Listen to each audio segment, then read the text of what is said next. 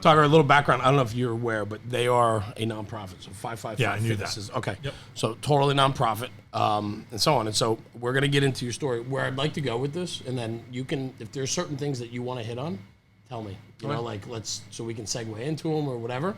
But I've also listened to other podcasts you've been on, and you speak very well. So I think Thanks, man. What a nice compliment that was. It wasn't Did you get a that on compliment. tape? It Are was we just- recording? I speak very well.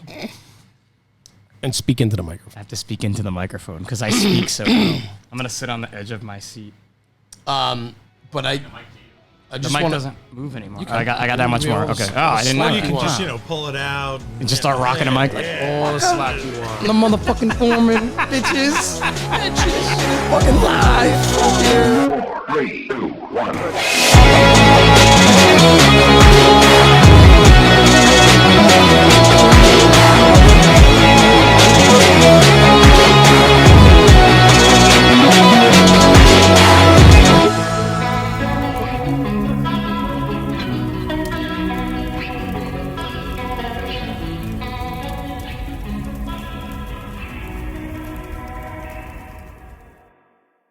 Hey guys, we always want to talk about the sponsors that hook us up, and tonight is on the podcast is no different. And tonight I want to talk about Taylor's Tins. Taylor, you're a rock star, brother. If you don't know who Taylor is by now, pay attention to social media. This guy is pushing it out on Instagram and Facebook, and he's doing incredible things. Stop burning up your leather. Taylor is making aluminum tin helmet shields, and he's killing it. Totally custom. Everything from classic to traditional, the LA style, indie, Boston, Metro, the Detroit, and the list goes on and on. Any style shield you want, he's doing it. He's cutting it out of aluminum and making it happen. A couple things about his tins, and I just want to hit on it real quick. Deconning, right? Leather absorbs, right? Decon on his aluminum, you wipe and go. It's non-porous material, quick cleanup. Think about it. If you're a fire instructor and you're doing multiple burns a week, get rid of the leather shield and go with an aluminum front. You can wipe it down. It doesn't shrink. It doesn't dry out. It's a home run. Locker tags and his T-chains, not keychains, T-chains, even though they are keychains. He's cute that way. But Taylor's doing incredible things, and he's a huge supporter of National Fire Radio from day one. All of our guests on the podcast get a Taylor's tin, and we put their name on it, and I'm proud to hand those out. And Taylor has been supporting us from day one, and we support him right back. So if you're not familiar with who he is, go check him out. Taylor's Tins on Instagram and on Facebook. He's got his own website as well, but hit him up on Facebook. Believe it or not, he does most of his business over Facebook Messenger, and from start to finish, he can get you a tin in under a week. This guy is doing incredible things, but he's getting busier and busier. So if you're interested, reach out to him. Get in touch with Taylor on Facebook. He'll design completely customizable, 100%, whatever logo, name, design you want. He's the man for the job. Taylor's Tins on Instagram and on Facebook. Give him a look. Taylor, you the man. Thanks for all the support at National Fire Radio. Everybody listening to our podcast, check him out, man. He's a home run. That was good. I want to buy another one. We are blessed at National Fire Radio to have the best sponsors in the market. First in Emergency Products, Ryan Dodd and company here. These guys are rock stars, and let's talk about them real quick. First in Emergency Products, they're on Instagram and Facebook, and you can find them there, and we'll hit their handles out there and so on. But these guys have supported us from day one as well, and now we are fortunate enough that the National Fire Radio studios are located in First in Emergency Products headquarters here in New Jersey. Ryan Dodd, the operator of the company here, is a dear friend, and he gave us space here so that we can grow and put out the content that we're doing. And I can't thank him enough in the company. Larry Cohan, these are all guys that they're rock stars. They support us 110%. And they've been a sponsor of ours from day one. And so we want to talk about their product, and we want to talk about the upfitting and the custom cabinetry and consoles they build for command vehicles, chiefs vehicles, police vehicles, EMS, OEM, you name it. These guys are a custom upfitter who makes custom cabinetry and consoles. I think one of the cool things about it, too, is when you told me the studio was going to be here, I kind of like rolled my eyes a little bit. But when I got here to see and come into this shop and see the dedication and the work that these guys do and the customization, it's not just some shop that's pumping out vehicles as fast as they can. No, absolutely not. I mean, there's some pride and ownership in what they do, and you can see it when the employees. There's no cookie cutter. This is 100% custom shop. People come in here from the fire chief on down, and they get to design the command vehicles they want. They do vehicles for the West Coast, for the East Coast, and everything in between. They have some cabinets. I just saw them. They have some cabinets going to the West Coast in California that have trifold flat screens that come out, fold up, and flip down with like a sun glare visor on them. They're incredible. It's over the top, but they're only limited by your imagination. Different parts of the country, as we know, operate differently. And so you can design your command vehicle for accountability, for firefighting, for rescue, you name it, they do it.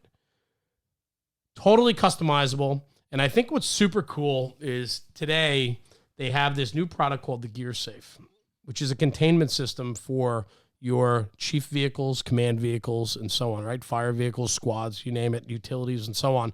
But I think what's cool about it, Rob, and we were talking about it before, is that especially in the volunteer sector, a lot of chiefs have the ability to have their families. They're driving these cars 24 hours a day in their local community. And when you're putting your family, not just putting yourself at harm, but when you're putting your family and your children in that vehicle with you to respond at a moment's notice, but you have contaminated gear in the back, that causes alarm. That causes some concern. And so the initiative of the clean cab concept, this is right in line with that. This is the ability to contain your dirty gear after the fire, to get back to the firehouse so you can do proper decon. Their Gear Safe is an absolute home run, and I suggest you all check it out. First in Emergency Products. They're on Instagram and Facebook. Ryan and Larry are doing great things here. They have an incredible staff, and I can't thank them enough for having National Fire Radio under the roof in their building. And big things are to come for them and for us. And so a lot more to come on First and Emergency Products. Thanks for checking them out. Go to their social, give them a like, tell them we sent you over there. They're good friends, stand-up firefighters in the business, and they support National Fire Radio 110%. Guys, check out the podcast. Thanks for checking us out. Have a good night. Enjoy. That day. It's a nonprofit. That's what it's all about. You're the doing nonprofit. Hazy, right? Yeah, that's what that was. It's a nonprofit, man. You're allowed to go meet people's. These hazies are, they're good. They are good. Brewdog. I don't know where the fuck. New England somewhere. Maybe not. It's just a New England hop. New England Patriot of beer, so it's probably my get. Yeah, but it doesn't. But it's a New England IPA, so it could be anywhere. It doesn't taste like a New England style IPA though, because they're usually fruity. This is a popular one. I drank this one quite often. I like that one. It's quite tasty. These are milkshakes, if anyone knows. Robert Paparo. Paparo. All right, cool. I'll just correct you. So we'll just dive into it. And then I know you and I were talking the other day, like we do want to, like I don't want just your story. I want to talk about fire service, storytelling, fitness. I want to talk about my struggles with being, we'll dive into it all. My anorexia. Your anorexia is bad. Right. You puke after you eat? You should have seen him before. Terrible. Do you have a transformation post? Win, man. 50 people registered for the Brute Force Mile already since noon. Fucking A. Look at you go. Oh, dude, I'm all over the place, man. This thing, I'm like, I mean, yours has got to light up, but mine is nonstop. Non-fucking stop. Like, Seb, I really should do this. Seb, can you snap a couple pictures of us sitting here and just post it up that we're here? And I already did that. I know. I already posted up that I'm here with the cardboard sign. The cardboard. Oh, outside. Outside. Fucking Yeah, get fuck it, it. right? I love it. I have that sign finished too. We just have to get it. Dan Schultz, that old engine company 7. Oh, Fuck, great he's dude. yeah, that one. He did that He one. did right? that one for me. He did one for me? Yeah. Bro, he's like, I need your address. I made a sign for you. This is going back, too. This is my old house. And I'm like, who are you?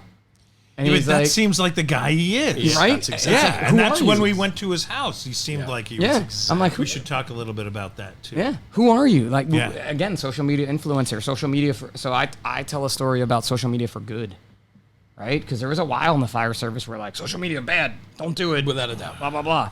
But if you do social media for good and Dan Schultz, next thing I'm like, here's my address. And like a week later, it's 2 times the size of that one. And I didn't ask the dude. I didn't anything with it. I think it was like number 4 or 5 that he made. The one he's doing outside from, or he did it already. He did. I sent him a video. I was here one night, and I'm like, fuck, I need a sign. So I sent him a quick video. I'm like, hey, Dan, I need a sign, brother. Help a brother out, right?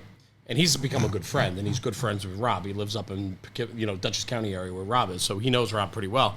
So he has his daughter a week later send me back a video, and she's like, hey, Jeremy, I made your sign, right? And then it's a fucking 8-foot. Holy He made shit. an 8-foot sign for us to go on the outside of this place. We just haven't gotten it yet. Dude, I mean, I want to get him down here. That's the thing. I've never met the guy. You know, that bar that we jumped into was kind of cool. We should go back up there. That's a whole nother Be like, story. All right, listen, we're telling all these great stories. Let's go. We got to roll. We should be doing this live. This is stupid. When the fitness guy comes, you tell stories about bars. Absolutely. I think so. I think you're absolutely right, Seb. All right, cool. You ready to roll? I know. It's already there. so do we should have so- a clap, though. No, because Rob's not here. I'm sick and tired of Rob's All claps. right. Also, on the Rob's no clap. yeah, you know what? no Rob's clap. not here tonight. No claps. Rob's not here. No clap. Damn. I only go See, on the but- clap, though. but 'cause yeah, I'm such now- a professional. But I now only you go on know that. who's got the clap, right? Rob's got the clap, Yeah. yeah. Why isn't Rob here tonight, by the way? Working. That's a BS excuse. Man. This is That's such a BS excuse. This is our constant battle. I don't even think dilemma? I don't even think we're doing a formal. We're just gonna start. Here we just go. going. This is how Rolling. it goes. This is So it. here's It's like everybody knows us already anyway, Here's the right? deal, Like, right? if you don't know us, just turn the podcast. yeah. Are you okay if we Plain go and live, simple. by the way, with this? Yeah, dude. I want to Okay. go. I'm gonna. Will you go live for a little while? You don't have to do the whole thing. Yeah, battery's kind of low. You want to do it on my phone? Yeah, you I can. have 3 different accounts. Just we can go watch live for on. just watch for the nudes. Look at what popping time up. it is. Look at what time it is. Look at it. Get it on camera. Time. Time. 555 right there. Get that on camera. It's 555, and we're Screenshot going that right live. now, yeah. 555. Pow. Dude, 555. I can't- 555. It's meant to be. I can't even tell you, and I can tell you, and we'll talk about this a little bit tonight, but since I got involved with 555, how amazing my life has become. And I have a quote that I can pull up if you want to hear. I went to fitness summer camp for Memorial Day weekend with the company that does my programming through Brute Force. They're called Street Parking. And they're these 2 amazing people. They're married couple, Miranda and Julian, and they were both elite level CrossFitters, right? And they both went to the CrossFit Games, but they decided they wanted to help other people. So you go to this camp, everything is done online. All the programming is online. They have these amazing online community of like the most supportive people I've ever met in my life. And it's helped me with fitness because, you know, I work out in my garage gym. I'm not a member of a box or anything, right?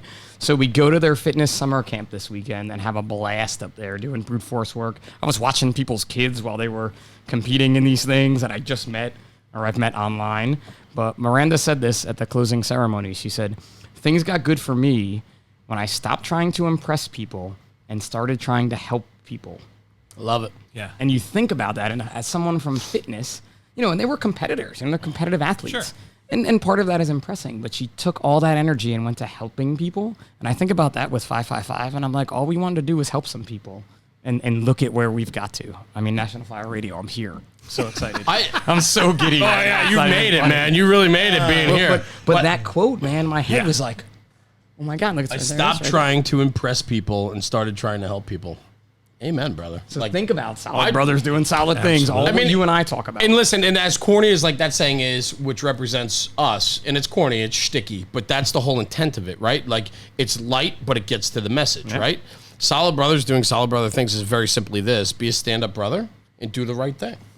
And Pip, like, so here we are, man. We hopped in. Thank you for joining us You're tonight. welcome. Thank you for having me. That is a fantastic way to segue into this whole episode. And we are honored to have you in here. And what you guys do at 555 Fitness with Brute Force, and we're going to get into all this. We're going to get the backstory and so on. But thanks for joining us, brother. Dude, I'm so happy to be in here. This has been Long time in the making. So since Nashville officially, Absolutely. when I walked up to Jeremy and told him he had a she shed and wanted to come to it. This little man. So let's talk about this Thanks for real calling quick, me a right? man. Nobody does that. That's good, man. Well, no, A man I is mean, nice. I get a Napoleon complex. I get it. But here we go. Napoleon was tall, bro. Wow, dude. He was like 5'7".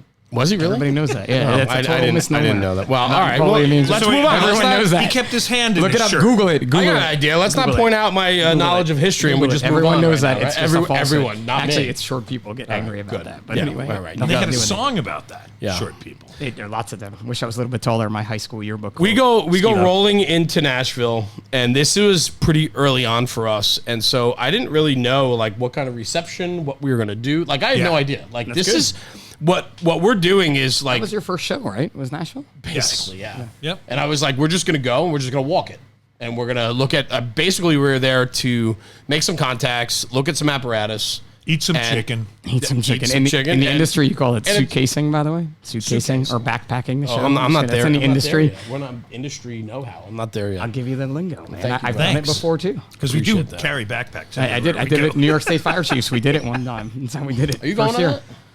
This year, no. It's bad timing.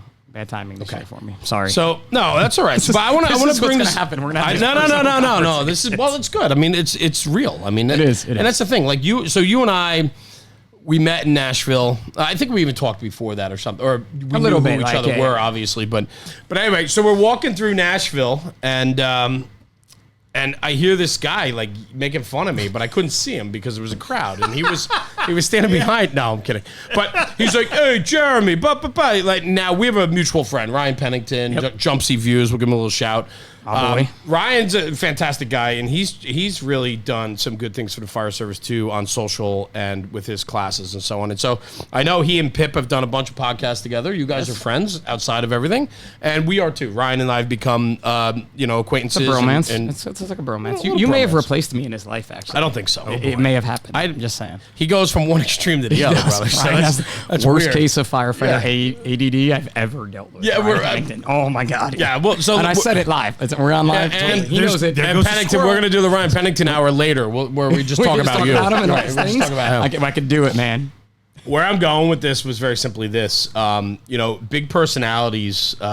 To hit it off and make an impression, you gotta hit it pretty hard. And this guy comes up to me and he just starts busting my nuts, man. Like busting my balls. And I'm like, I'm like, I know this guy. I see him bouncing around on Instagram and so on, but I'm like, who just out of nowhere, right? Left field. And so we actually we hit it off pretty well. And then since then we've been talking and so on. And this has been in the makings for a couple months now. I mean, we've been trying to get... months. We've been trying to get dates coordinated and just times. And we had kind of one, and then something happened. And yeah, it's the life. But it is. But I know how super busy you are. We're busy, but you, I mean, with your platform, you travel a lot. I do. And 555, outside of being a career fire boss. I mean, you're a boss, right? Lieutenant. You're the foreman. I'm lieutenant. I'm a lieutenant. The City of New Brunswick. So that's good. I just threw that in there for all your buddies. I did because it's a good joke for those of you that know about being the foreman.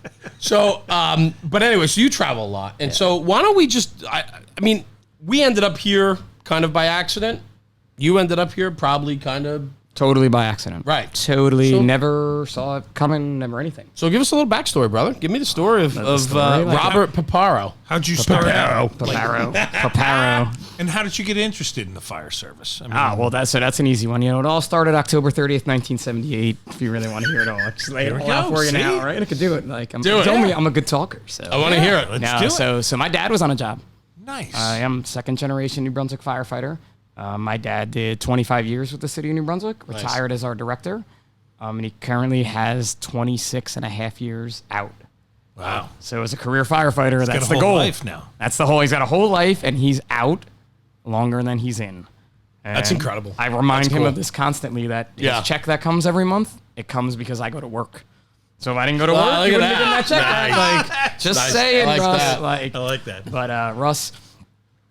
I call my dad Russ, which is really weird, but it's because he comes to the firehouse to bust people's balls, to be Russ. Still. He swings through. So it's kind of weird. I guess I'm going to get a little more personal here, but my parents currently, they just sold their house in New Brunswick, and we're moving them on Sunday. But he lives a half a mile from where I work. Wow. And that's where he lived his entire childhood, life. My childhood home. Where he grew up too? No, not where he grew up. He grew up in New Brunswick, not in that house, but my Gotcha. parents have lived there for 57 years. So you had got really deep roots in the community that you've been a firefighter now. Yeah. How many years have you been on the job? 16. 16 years. So you've been serving in a town that you know very, very well. I grew up there. Did you guys serve together? We did not. No. He was long retired. 26 years retired. Do the math, but and if you're watching at home, I was the surprise baby. Whoops. In my or when you get older, you realize that the word "whoops" is what you really were. Yeah, right. But I was my father's like, "You're the best thing that's ever happened to me," and I'm like, "No, that's not the case." I gave him more gray hairs than my older siblings ever. I absolutely believe that. I can see that. But yeah, I grew up kind of always. You look at your dad going to work and the guys he works with, and running around the firehouse like a little kid. He was on the car, so I'd go to work with him. You know what I mean? Or he'd pick me up at home, and we'd drive around. Those were in the days prior to seatbelts or car seats or anything like that. All safety was out the window, right?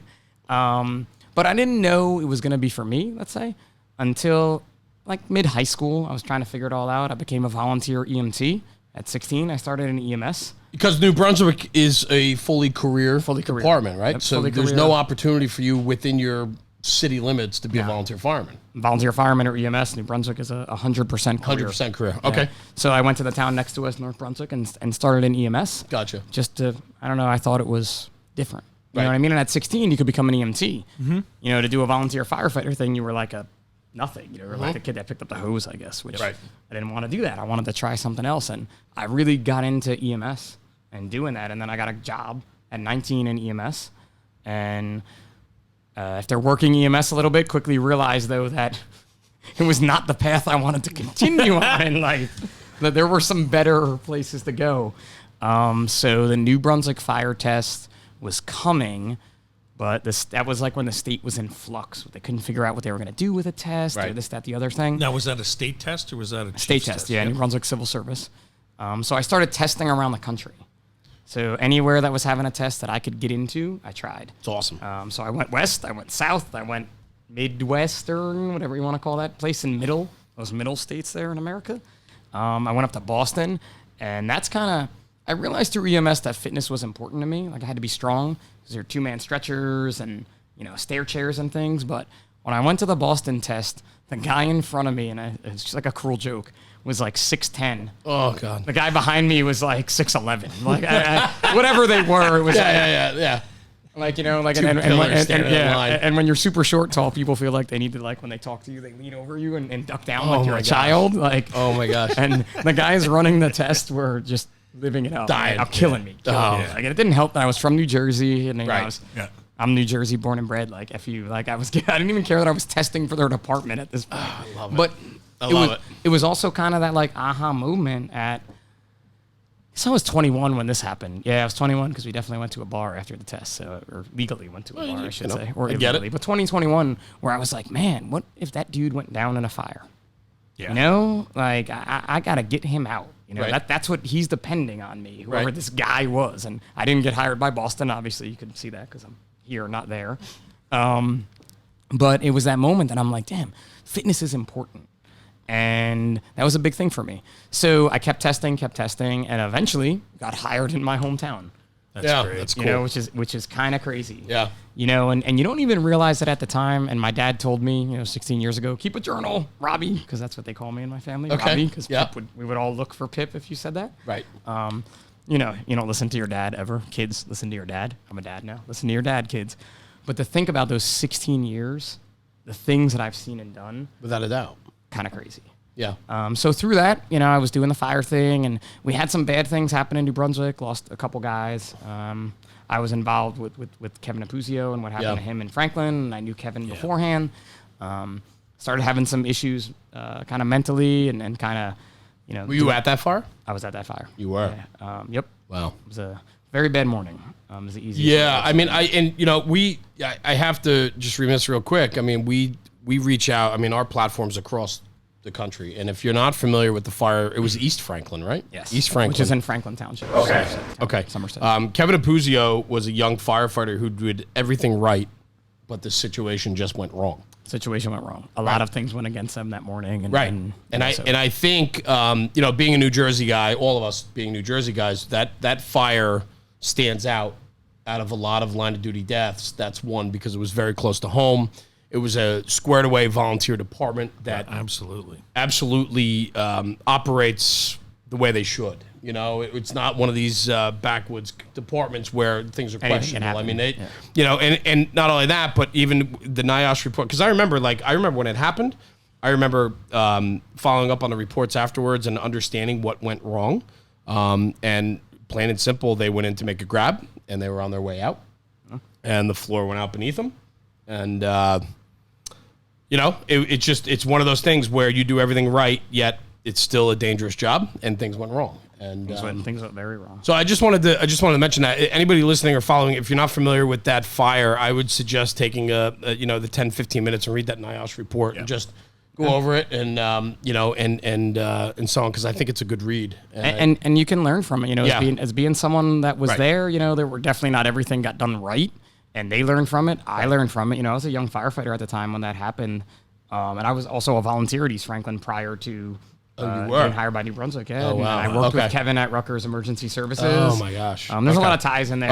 Just so yeah. happened I was working that day, and Wow. just so happened to be that I was the guy that was pulling them out, later on that morning. Okay. But so I started mentally kind of checking out a little bit, let's say. And doing a little too much drinking to hide Was that there pain. anything that helped you or anybody that helped you? Did you get mentoring at that point? Or? So, I did the EAP thing, but that was just the EAP thing, and it was what it was at that time. Remember, we're talking 13 years ago now, 14 years ago or so, or 12, right in there. I mean, I'm always bad with dates. Yep. But, it wasn't what it is today, let's put it that way. Right. And the person who helped me through that was my wife, Tracy. Wow. Where she was like, you need to figure this out. Or Were you married then? Yes. Okay. That would have been bad if I said Yeah, sorry. I just Way to put me on the spot. As a fellow brother, man, I just totally put you on the spot. Yeah. Edit that out, Sebi. Edit that whole part out. It's gotta go. That's fantastic. Edit that out, but I mean, please. but it makes So it was like the slap in the face, right? Yeah. Because if she didn't slap me in the face, I think so. The thing is with that though, and with me, most people didn't know that.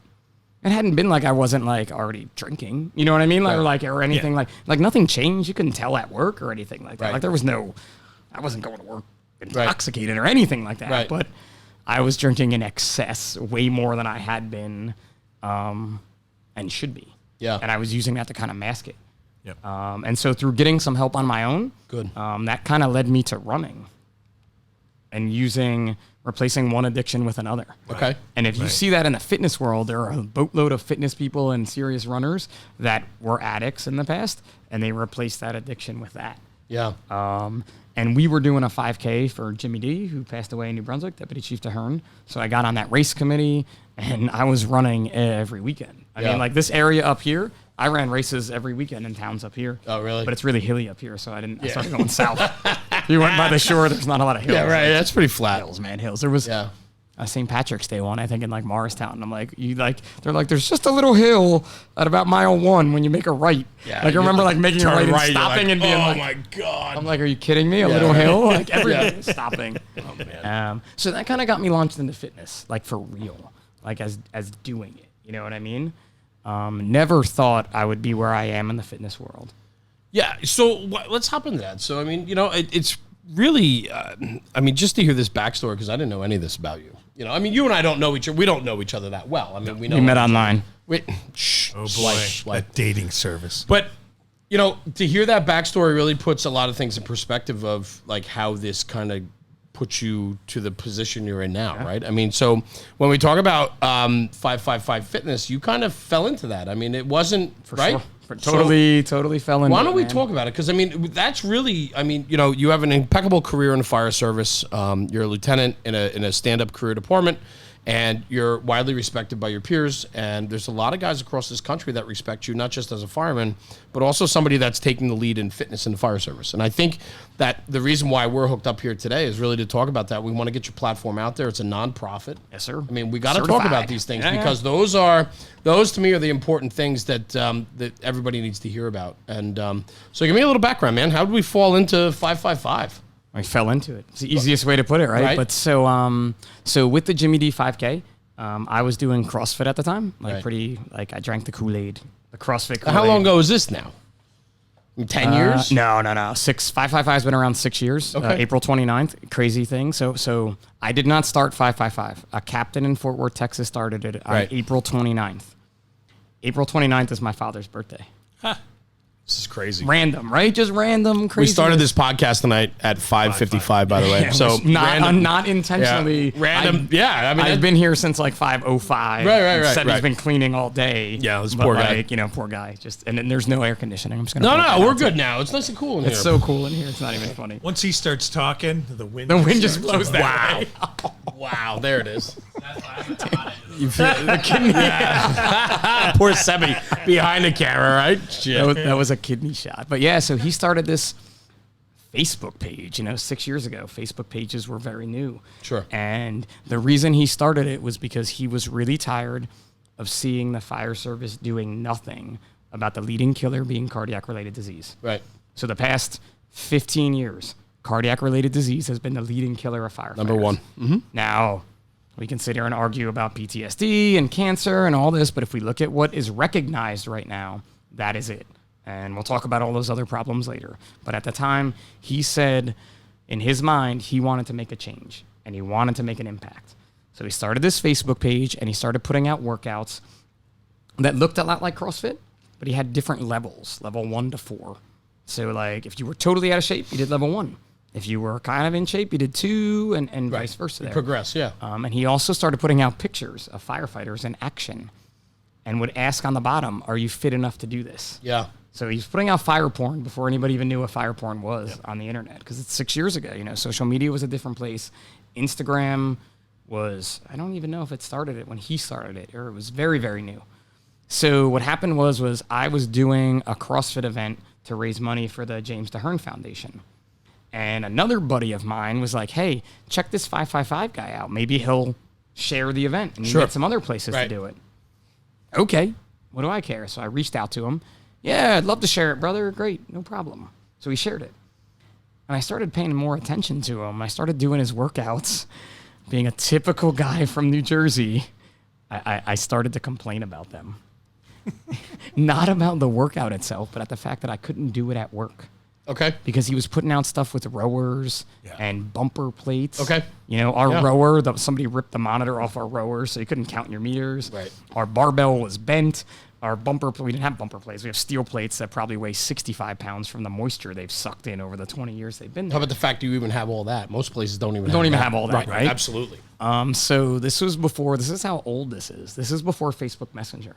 Wow. So he basically was like, can you call me? I'll send you, give you my email address, like on a post that I was interacting with him back. And I'm like, sure, what do I care?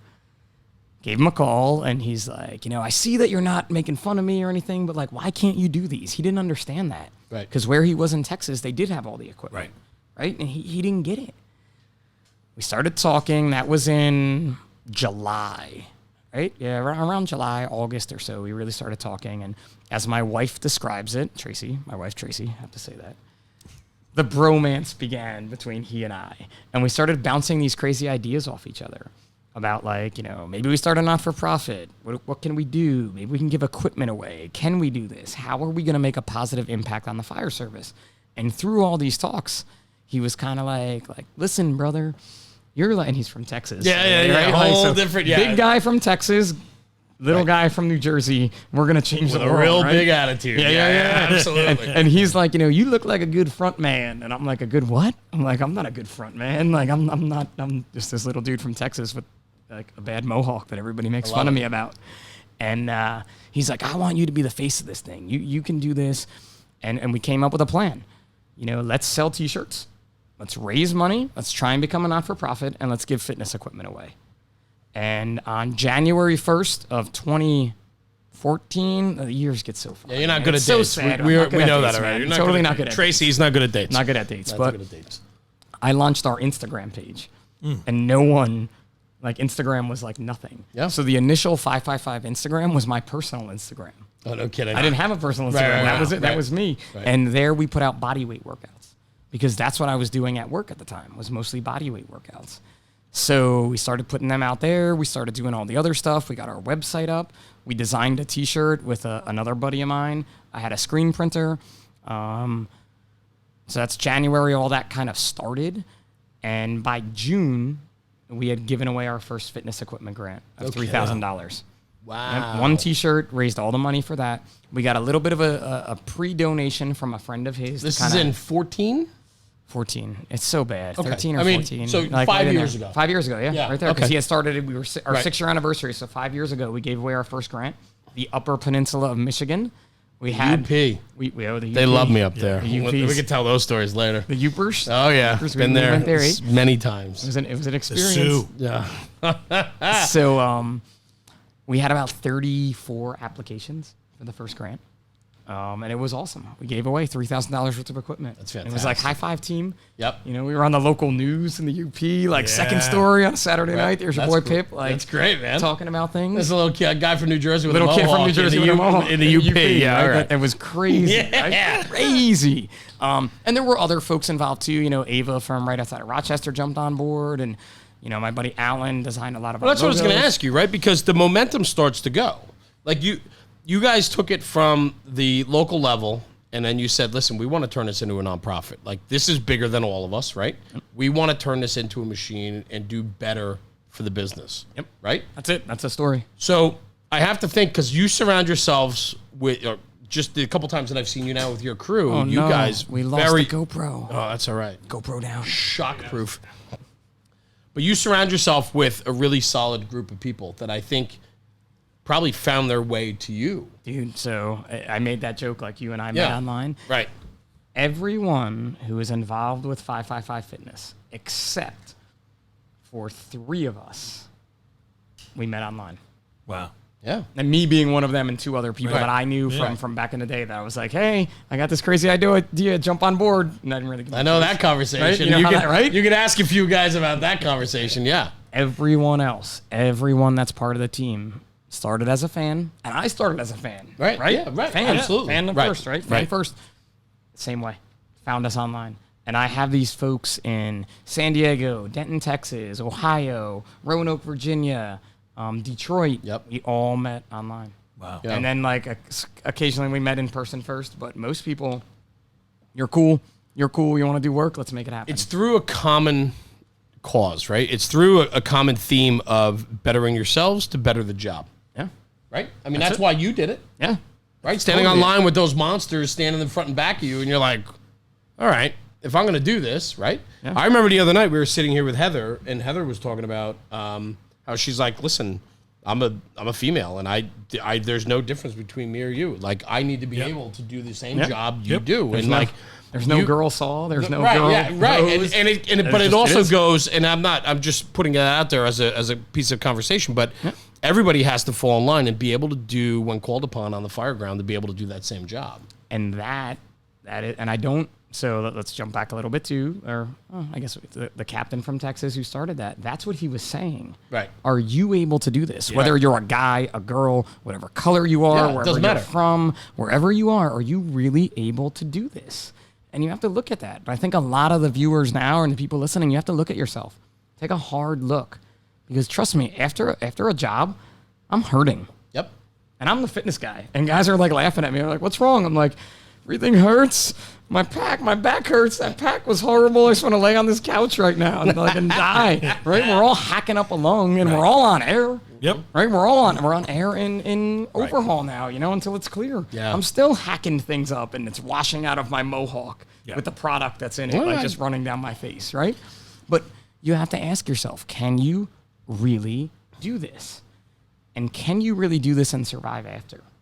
Because adrenaline is a mofo. Yeah. Adrenaline gets us all through, Yep. but it's what happens after the call. And and you hear so many stories, so many categorized line of duty deaths where it happens within 24 to 48 hours after the job. 7 in 20. I taught my class today, so the numbers are pretty fresh in my head. I think it's 17 in 2017 died after the call, cardiac right? related. Yeah. Wow. Out of the 52 that were cardiac related, 17 were after the call. How well are we doing right now documenting this? Like for you, right, at 555, do you get to go in and be able to run these reports and find out for sure what causes of death are and so on? Because I think for what you guys do, I mean, that the conversation has to be had. And like you said, right, I mean, are you fit to do this job? Are you ready? Are you prepared to do this job?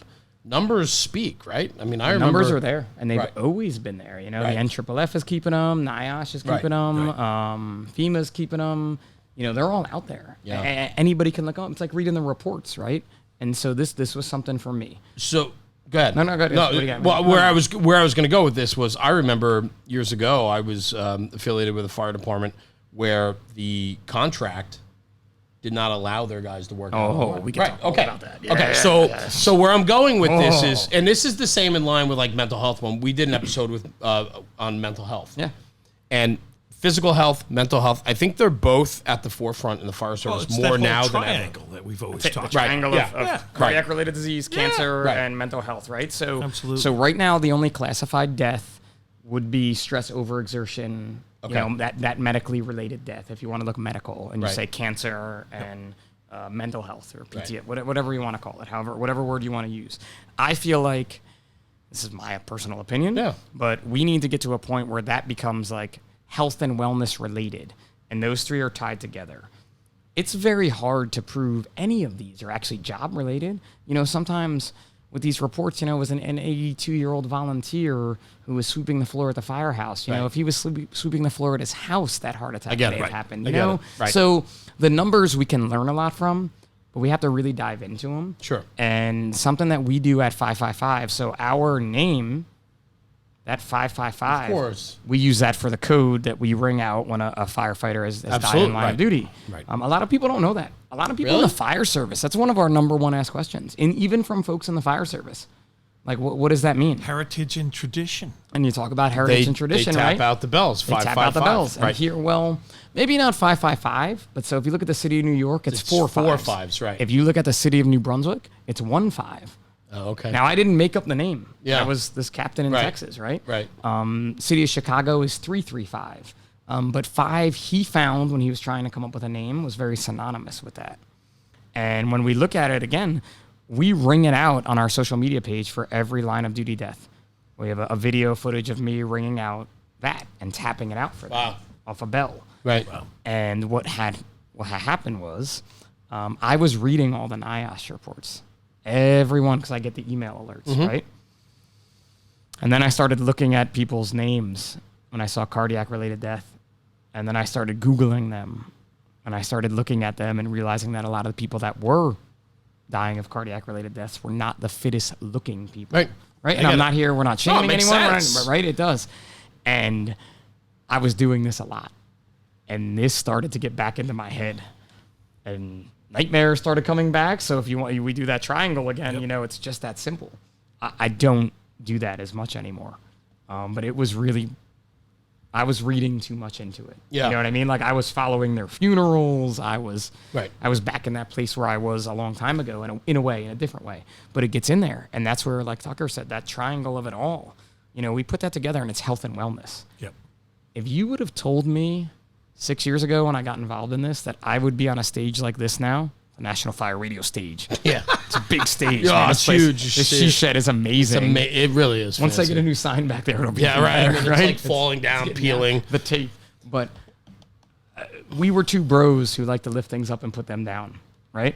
And now I'm teaching a class for the New Jersey Division of Fire Safety. I've taught 6 of them. Today I had 16 people in my class about health and wellness in the fire service. And we talk about cancer. We talk about PTSD. We talk about sleep deprivation. Oh, yeah. Oh, my God. Like sleep deprivation. If you would have told me even 3 years ago that I was sleep deprived, I'd tell you where to go. I'd be like, go F yourself, man. Yeah. And then all of a sudden, maybe like a year and a half, 2 years ago, I realized that like 3 o'clock after my 24-hour shift, whether we had gone out all night or never went anywhere, I was like this evil man. Yeah. Like snapping at my kids and my wife or anyone that called me or like, you know, engaging in verbal sparring on social media with people I shouldn't be. Yeah, you know why? Because the night before that, I woke up 20 times. You know, when I went to that foreman job that you described that I have, I mean, now I'm worried about everybody. If the chief goes out, I'm listening for the phone. I'm listening for the radio. You know, I don't want to miss the call. I don't want to miss the knock at the door. Sleep deprivation's huge. So where are we? Where, as an industry, where are we, right? I mean, are we where we should be yet? I mean, I saw some legislation come out of Connecticut today. Did you see that on I was teaching all, mental health? Did you not hear me say I was teaching all day? I don't pay attention. I wasn't on social media while I was I teaching or the internet. I'm sorry. We don't all have it like you where we can just... All right, guys, so we're done here. Thank you for joining National Fire Radio. What happened in Connecticut? No, I don't know exactly, but I know that there was some legislation that was discussed today about firefighter health and wellness when it comes to mental health. And I think where we've really come forward, but I think there's a long way to go. Well, the beginning is just recognizing it. Yes. And we hadn't done that, you know, and fire service keeps aging and we're not looking at that. And then all of a sudden, you know, you guys come along and you start looking at the facts and start putting it out there. And we started, and this is where the captain from Texas decided to do it, from the bottom. Right. We don't need... There's a lot of agencies out there that utilize initials, and I'm not going to name them right now because that would be rude or anything like that. But, you know, they want to start it from them. And nobody at the bottom wants to listen to them, no matter what they say. Whatever they say, we all say, you know, Mafangulu to you. Right. Right? That's what we do. We're get it. firefighters. That's I it. get it. So what he decided to do with 555 was say, let's do this for ourselves. Let's do this for the fire service, and let's show them. It's kind of like that we're not going to take it anymore thing. So and so this leads us into a very fantastic conversation we talked about before we even went on camera about social media and the fire service. Without social media, 555 wouldn't be where they are today. we would be nothing. Right. We would be zero. Literally And- zero. And so my point is very much this. If you wait for the bigger players in the industry to make the change and then try to change culture that way, years ago, that's how it worked. Yeah. Right? Those departments with the dots in between the letters and those departments with the initials, right? Yep. Like, we always waited for them to make that change, and then it became socially acceptable in the fire industry to make those changes industry-wide. The beautiful thing about social media now is the fact that you can do this organic grassroots change. Yep. And you can start from the bottom, one man out of Texas to a guy with a mohawk in New Jersey, and then it goes from there. And where you guys have taken it in the last 5 years to where you are today. And I don't know where you were 5 years ago, but hearing your story to what I see now when I go to a show and you guys have a huge setup with people working out during the show and spreading the word, it's huge. It's crazy. It's It crazy. is. It's crazy to think. I still haven't been able to put it in words. And I talk a lot. Yeah. And I write a lot and I talk a lot. I Right, have right. notebooks upon notebooks full of the 555 story. I just can't put it together. You know, because this shouldn't have happened. No, it absolutely. Right? Well, it And had to. It had to, right? Right. And you get folks, and kind of to go back to what Tucker was saying about this, like, we have folks that are like, you made this change happen. And I'm like, dude, I didn't make this change happen. We made this change You rode the happen. wave. Yeah, like I did. I rode the, we rode the you're wave, but, right? But I like to say the puppet master. It takes somebody to pull some strings to make things happen. No, I'm serious. No, I get it. don't know. Get it, I mean, yeah. it's a corny analogy. I'm with trying that to think, name. like, I'm definitely not pulling. Well, I but like the it's- wave. it's- I like the wave better than the puppet master, Yeah, right? but the Because, wave you know, means you're on that wave. Yeah, riding But it, man. somebody has to create that wave. Somebody created it. I don't know who that Because if person not, is. you know, if it's the puppet master, then they're putting him in a bag and they're taking him to the next show and popping him back out. No. The puppet and- master well, no, but- controls the puppet. Well, no, but so, that's it. So the puppet master controls the puppet, That's right? correct. I'm not controlling any puppets here. We are not No, as but 555. We you are inspiring You had people. a vision. You talked to a guy in Texas who started this, and you said, listen, man, I got some questions because I think there's some validity to this, and I think we can make this bigger and better. And this guy turned around and recognized that you had some drive and ambition to better the fire service, and you took this man's program, crafted it, you tailored it into what it is today. There's a lot of recognition that needs to come to you because everybody that joins in, it's not just the program, but it's also you. You put this incredible spin on it and this face. I mean, I want to talk about our interactions and how I have a brute force bag at home, and we need to talk about that. We gotta get into that. This is have gonna be a to do long that. one. But I want to. This is not gonna be quick. But I think you have to recognize too that maybe puppet master is not the right word, but I don't know what is. But there has to be somebody that's laying the foundation, and then that foundation gets built upon all the all-stars, your crew that you just named from across the country that has signed on to what 555 does. You guys are then building the skyscraper, right? It's the foundation to the skyscraper, and you're doing that. It's unreal. It is. It's awesome. It's unbelievable to me. Like so we were at my wife and I were at a concert in like Cranford, this big outdoor concert with all these amazing bands. Yanni? And, Yanni was there. Yeah, You strike Yanni was me as- there. I get it. And we're hanging out, we're with our cousins, and we're outside, and like this is going back like 4 years or so.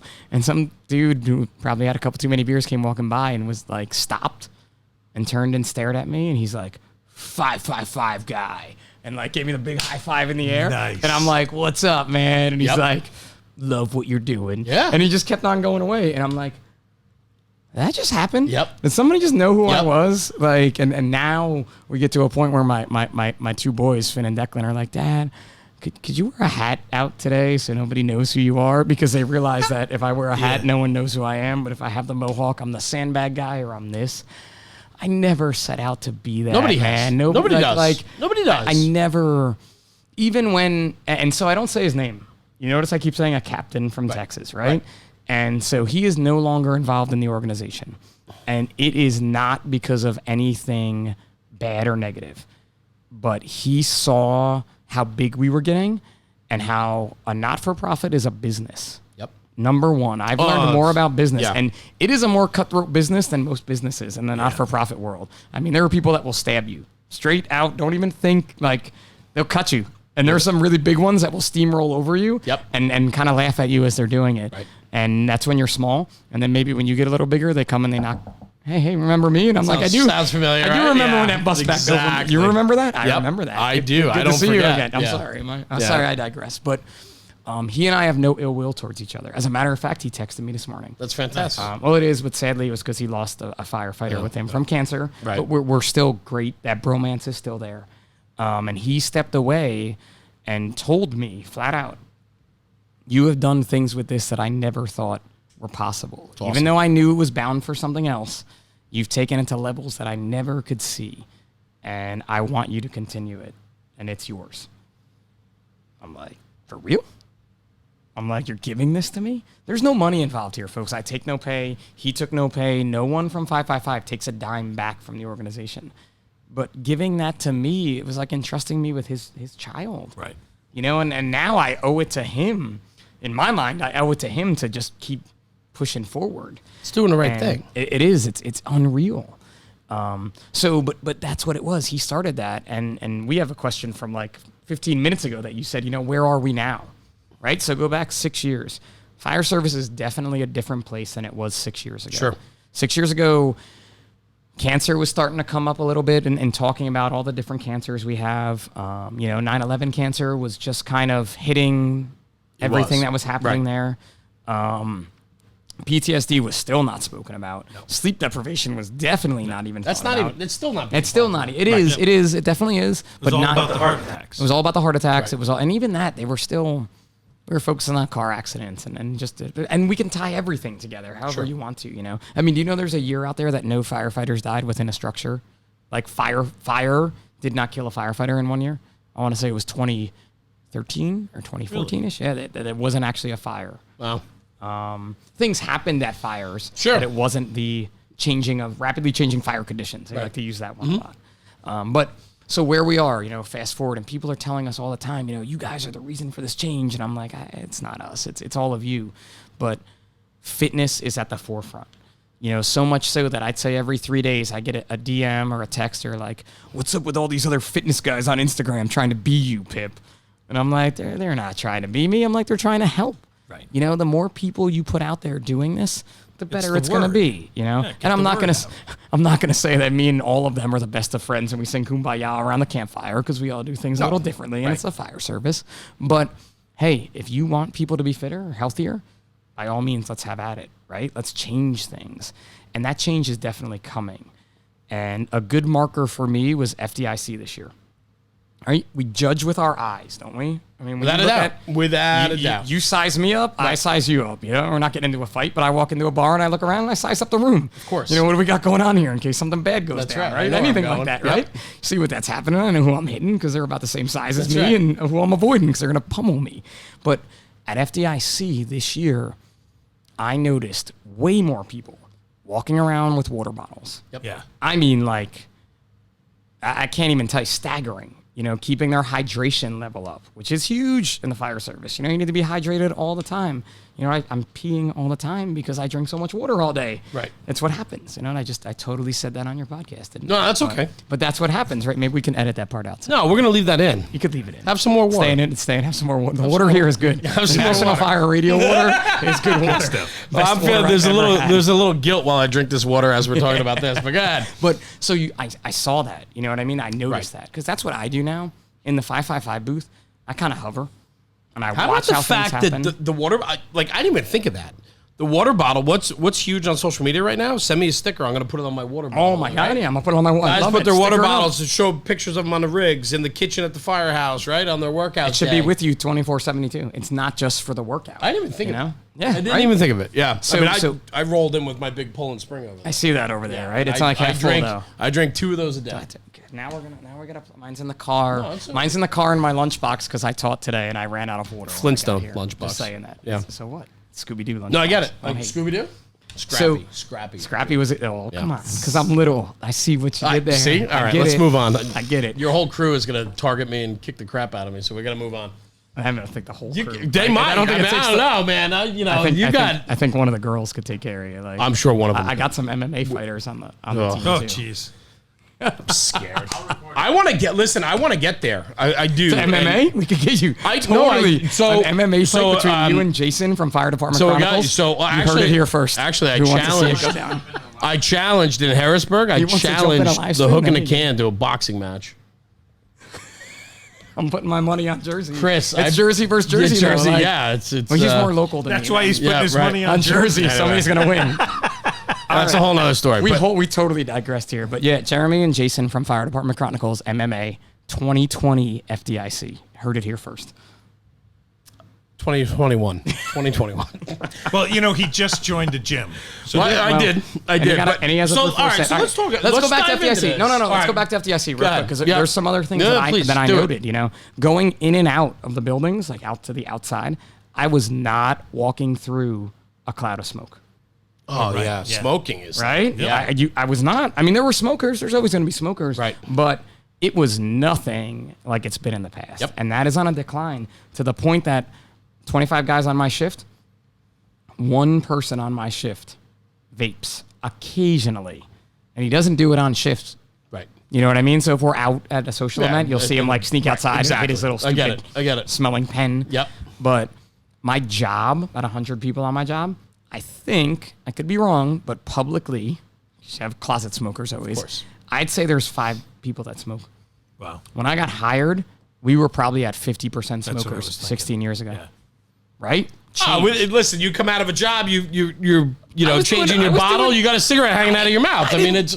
I didn't smoke, and I was doing overhaul with my just my turnout pants on with a cigarette in my mouth because everybody else was doing it. I didn't smoke. That's hilarious. And I'm just sitting there thinking, and I'm like, fantastic. I don't smoke. Why am I doing What the this? hell am I doing? Like, What I'm not am I getting doing, enough. right? Like, I mean, an occasional cigar every now and again Sure. is good, but big change at FDIC, I noticed. I think that's. I think that's socially. There's a huge swing with smoking. Absolutely. I mean, Oh my God. it's funny. My youngest is 11, and my 11 and 12-year-old, my 2 little guys. When they say people smoking, they're like, "Oh, that guy's smoking." Yeah. It's Like it's a weird thing. yeah, and I'm like, "Well, your dad smoked for 12 years." And You people know, smoke back in in your the day. face as an infant because that's I smoked up until when my daughter was born. The last thing I quit only because I didn't want to come home and kiss my daughter, my newborn, when I came home, and I quit cold turkey. And I didn't. Good for you. I'm an addictive guy. I got my vices, no doubt. But when I turn it off, I turn it off, and that's where I want to talk about when we get into the fitness aspect of what we're doing. It's amazing we haven't even It's gotten a into switch. the I fitness know, aspect, man. right? I know. But So there's FDIC. But So there's no the changes, smoke. no less smoke, way less smoke, Right. And then the amount of people we were interacting with, when we first started. How many this gig, years have you been going after? This is our 5th year at FDIC. Okay. We started outside in the parking lot. Yeah. Drove a trailer from New Jersey. Never do that. FDIC. Never do that. I don't know. I do that every year. Oh my God. Never do that. Never do that. Ever. Oh, so bad. Now All we right. fly. Lesson 'Cause we're learned. celebrities. Lesson Now learned. we fly. Yep. But so 5 years at FDIC, we went from outside to inside to being part of kind of a fitness competition they were doing there to the past 2 years having a huge booth with now fire service corporate sponsorship. I love it. We went from literally selling T-shirts out of the boxes, Right. And meeting people that became integral part of our team that first year there. I picked up 3 team members that are still with us today who were social media fans, and those were the days where it still happens. Like if you meet me, you're better off telling me your Instagram handle than your real name because that's the world we live in out there. You know what I mean? There's loads of people with that. Pip, I so- meet people every single day with this platform. Yeah. And I tell them, I go, do me a favor. I go, tomorrow, send me a DM, and in the DM, give me your name, and then explain where I met you. I'm serious. You have And to. It might You sound, have to. it sounds a little ridiculous, but you meet so many people, unreal. and I want to value every interaction. We had our on tap the other night. I was couldn't even great. tell you Yeah. how many people I talked to that I've never met before. I try to engage everybody. And, walking around, shaking hands and thanking people because truly I'm humbled by what went down. You the see other what night. you're able to do when Yeah. you bring people together. That's right. Yeah. It's amazing. Absolutely. That's what we do.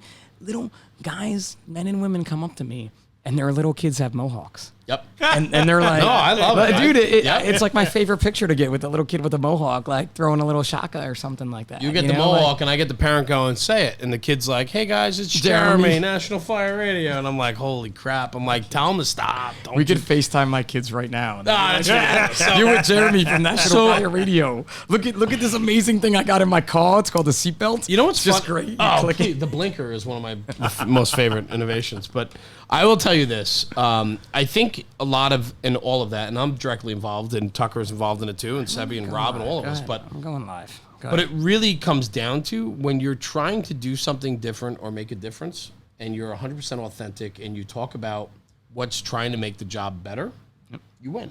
Yeah. And people will subscribe. And you, what I was talking about before, you're that catalyst. You're making 555 win, and then on top of you, it's the crew that you get behind you that just eats it up. And I think, See me. yeah. We get Tucker in there. Hey, I can move. Here, get over here. Slide over, man. I'm sliding. I'm gonna move. We're my going microphone. live. We're going live on 555. Live. Soon we'll go live on 555 Fitness. Yeah. But no, it's the crew that you surround you.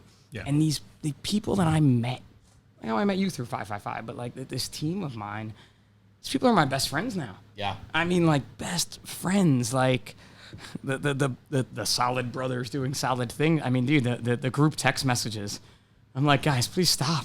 Yeah. Like, please stop with this. Like, there's so many of you now. Like, but it's because we share this passion to make change. It's like a positive change. Without a doubt. And it goes to say in the fire service, right? You surround yourself with people you want to surround yourself with. Yeah. People with common goals and common beliefs surround themselves with those people because you boost each other up.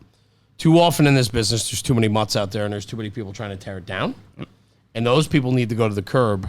And the guys that are doing the right thing, 555 Fitness, I like to think National Fire Radio and our group is doing the right thing. Like, we're trying to put out good content to better the fire service. When you do that, you win.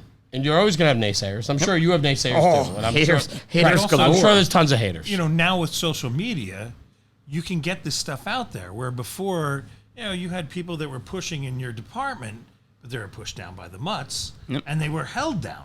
Right. Yeah. And now There's no outlet. Right. Now there's other people, so you say this thing, and you might be the only one in your department. And then all of a sudden, all these other guys are like, yeah, I was thinking Because the I same got to thing. think, there's a lot of guys that are in the fitness, and then they're in a fire department where it's not a thing. It's not happening. Yeah. And so instead of them getting a workout in on shift or throwing ladders or doing something physical, they're held back to sitting in a recliner. And so now you offer that. I offered it that you're not the only guy out there. Like That's that, right. Right. That's what, and it's not That's right. I, it's we. No, but that's but what we no, you're offer, right. I, we, you know what whatever. I mean? Like we we absolutely. totally offer that, and it's crazy. Our mission is still a reduction of line of duty deaths due to cardiac related disease in the fire service. But what we do day in and day out is we motivate and inspire people, and we do that not by posting pictures of me, not by posting pictures of CJ or Ava or Robert, even though we do that, the people behind the scenes. Without a doubt. But we take people who use hashtag 555fitness and we put them on our page. There you go. Because you never know who's going to inspire you or who you're going to inspire. Because there's someone that looks like you out there and someone that looks like you out there and someone that looks like me out there or says like, look at that guy or girl at 3 a.m. just working out because they can't sleep. Right. You ever think about that when you're laying in your bed there and you're like, let me just get up and go to the gym and do some dumbbell presses because it'll do something for me, as opposed to going to the kitchen and eating ice cream. Right. Which I've been accused of trying to get rid of in the fire service. And that's a total falsehood because I love ice cream. I believe that. I totally love ice cream. But then you work out for 6 hours after. Then I work out for 6 But now hours it's after. shaved ice. It's not shaved. Shaved ice is good though, man. Why are you trying to hate on the shaved ice? No, it's Why fine, in the really. hell would you hate on shaved ice, man? You throw a little I'm just- flavor in there, it's good. No, I'm just saying. I mean, but then you don't have the dairy. I do the low calorie like Halo Top. I like me some Halo Top, man. It's good. Could do a whole. You do Halo Top? I know it. I don't You know know if I it? do You it. should buy it. Actually, it's funny because I'm a big fat guy and I don't eat crappy. There's a lot, yeah. Right? There's so many. Right. layers So to I don't this, right? eat, Yeah, like, don't I'm not say a big sweets guy. Like, I don't, like, every night at 8 o'clock, 8:30, I eat an apple. You know what I mean? Like, Yeah. that's what I, like, so I don't, I've just Why he's got always such been. tight skin. No, It's from the apple? Yeah, because the apple skin helps that with the pectin. He knows that. It's like he forages for mushrooms. That's a whole nother conversation. So, but where I'm We going, could do that I with kind of want weights, to. want to segue into you and I having a conversation a month ago, and then me floundering on it. Sure. And not following through. And Pretty much. No, absolutely. I mean, it's not an uncommon story. So I want to talk about that, right? do it. So a month ago, Pip and I were having a conversation. We're trying to book this, trying to schedule it. And I said, listen, I'm getting frustrated. The end of last year, I dropped 30 pounds. I was dieting. I was doing well. Walking, like just simple stuff, right? I don't go to the gym every day, obviously, right? And I'm 42 and I'm starting to feel it. You know, I've always been a big guy. Played high school sports, college sports, Division I sports. Like I played. There's a whole like knowledge bomb, right? No one. No, knew that. but I always, even when I was in the best shape of my life in the gym, 3 hours a day, I always carried extra weight. Always. It's okay. No. I know that, but I'm painting a picture. But it's a big. I understand that, but it right there is a misnomer.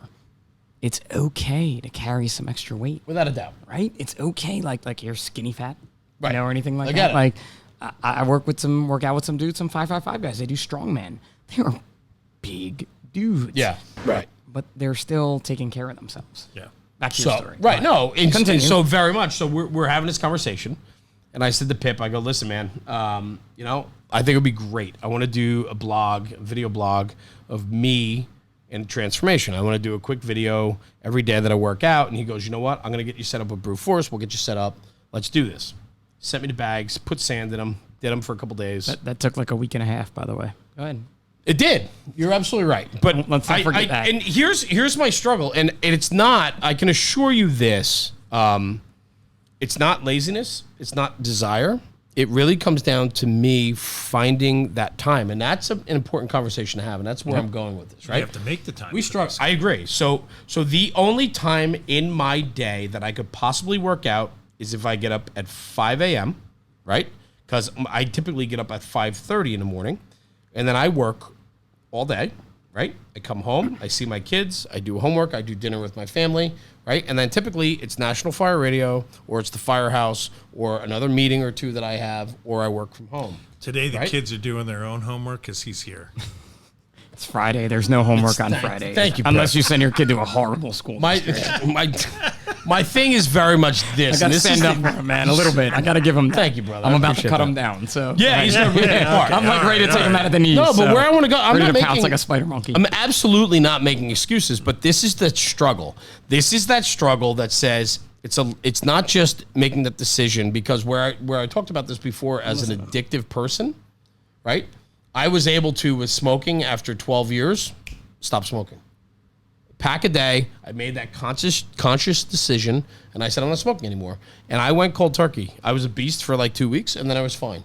But I did it because I can do that. When I make up my mind to do something, it's very simple, and it's not simple, but I can do it. Simply, I can make that decision, and then I got to follow through on it.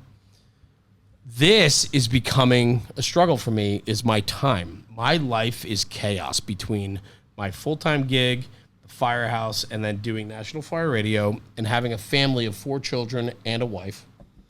How do you balance that, Pip? Like that's hard. Without a doubt. Struggle is real. So we have to prioritize, right? Like we got to start. So, and part of prioritizing for me, 42, fatter than ever, right? I go up and down on weight. I'll diet. I'll lose 30 pounds. Feel good, right? Sleep better. I hate diets. I know. I get it, right? But for a guy that carries extra weight like me, like that's the easy thing to do, right? You want to drop a few pounds, go on a drastic diet, right? No, you don't eat or drink any water. But understand, right? Like understand, I eat cabbage soup every day. I have to think there's a lot of people out there that are like me. There are, yes, right, yes. Let's so just say that. So yes. where I'm challenging you and asking you is like, how do we manage this? Like, how does 555 fit into my life? How do I, with this crazy schedule of multiple jobs, right, and a family and everything else, now I have to find time to dedicate to my personal well-being, which I, at 42 years old, recognize I need to do. There's no doubt. So, yeah. Well, isn't it best to try to start people out really slow so that they don't just say, oh, yeah, first week, they're really pumping it up. Oh, this is great. And then it's like, well, I might be able to do a little bit of this, or a little bit of that. Well, I don't know why I'm here because he's got the answer right there, right? Give it. That's why you bring it. I know that answer, and right? Like, right? Everybody knows that answer, right? You have to start and you have to commit to it, right? And what you're saying about starting out slow, see, we have these misnomers about fitness in society. It's not just in the fire service, right? It is society as a whole. It has to be this. I got to be Arnold in pumping iron in 76. Louis, come work out with me. You know, nobody is that. That's what Arnold was in 76 in Pumping Iron. Great movie, by the way. Kids, watch that movie. check it. Check it out. Great movie.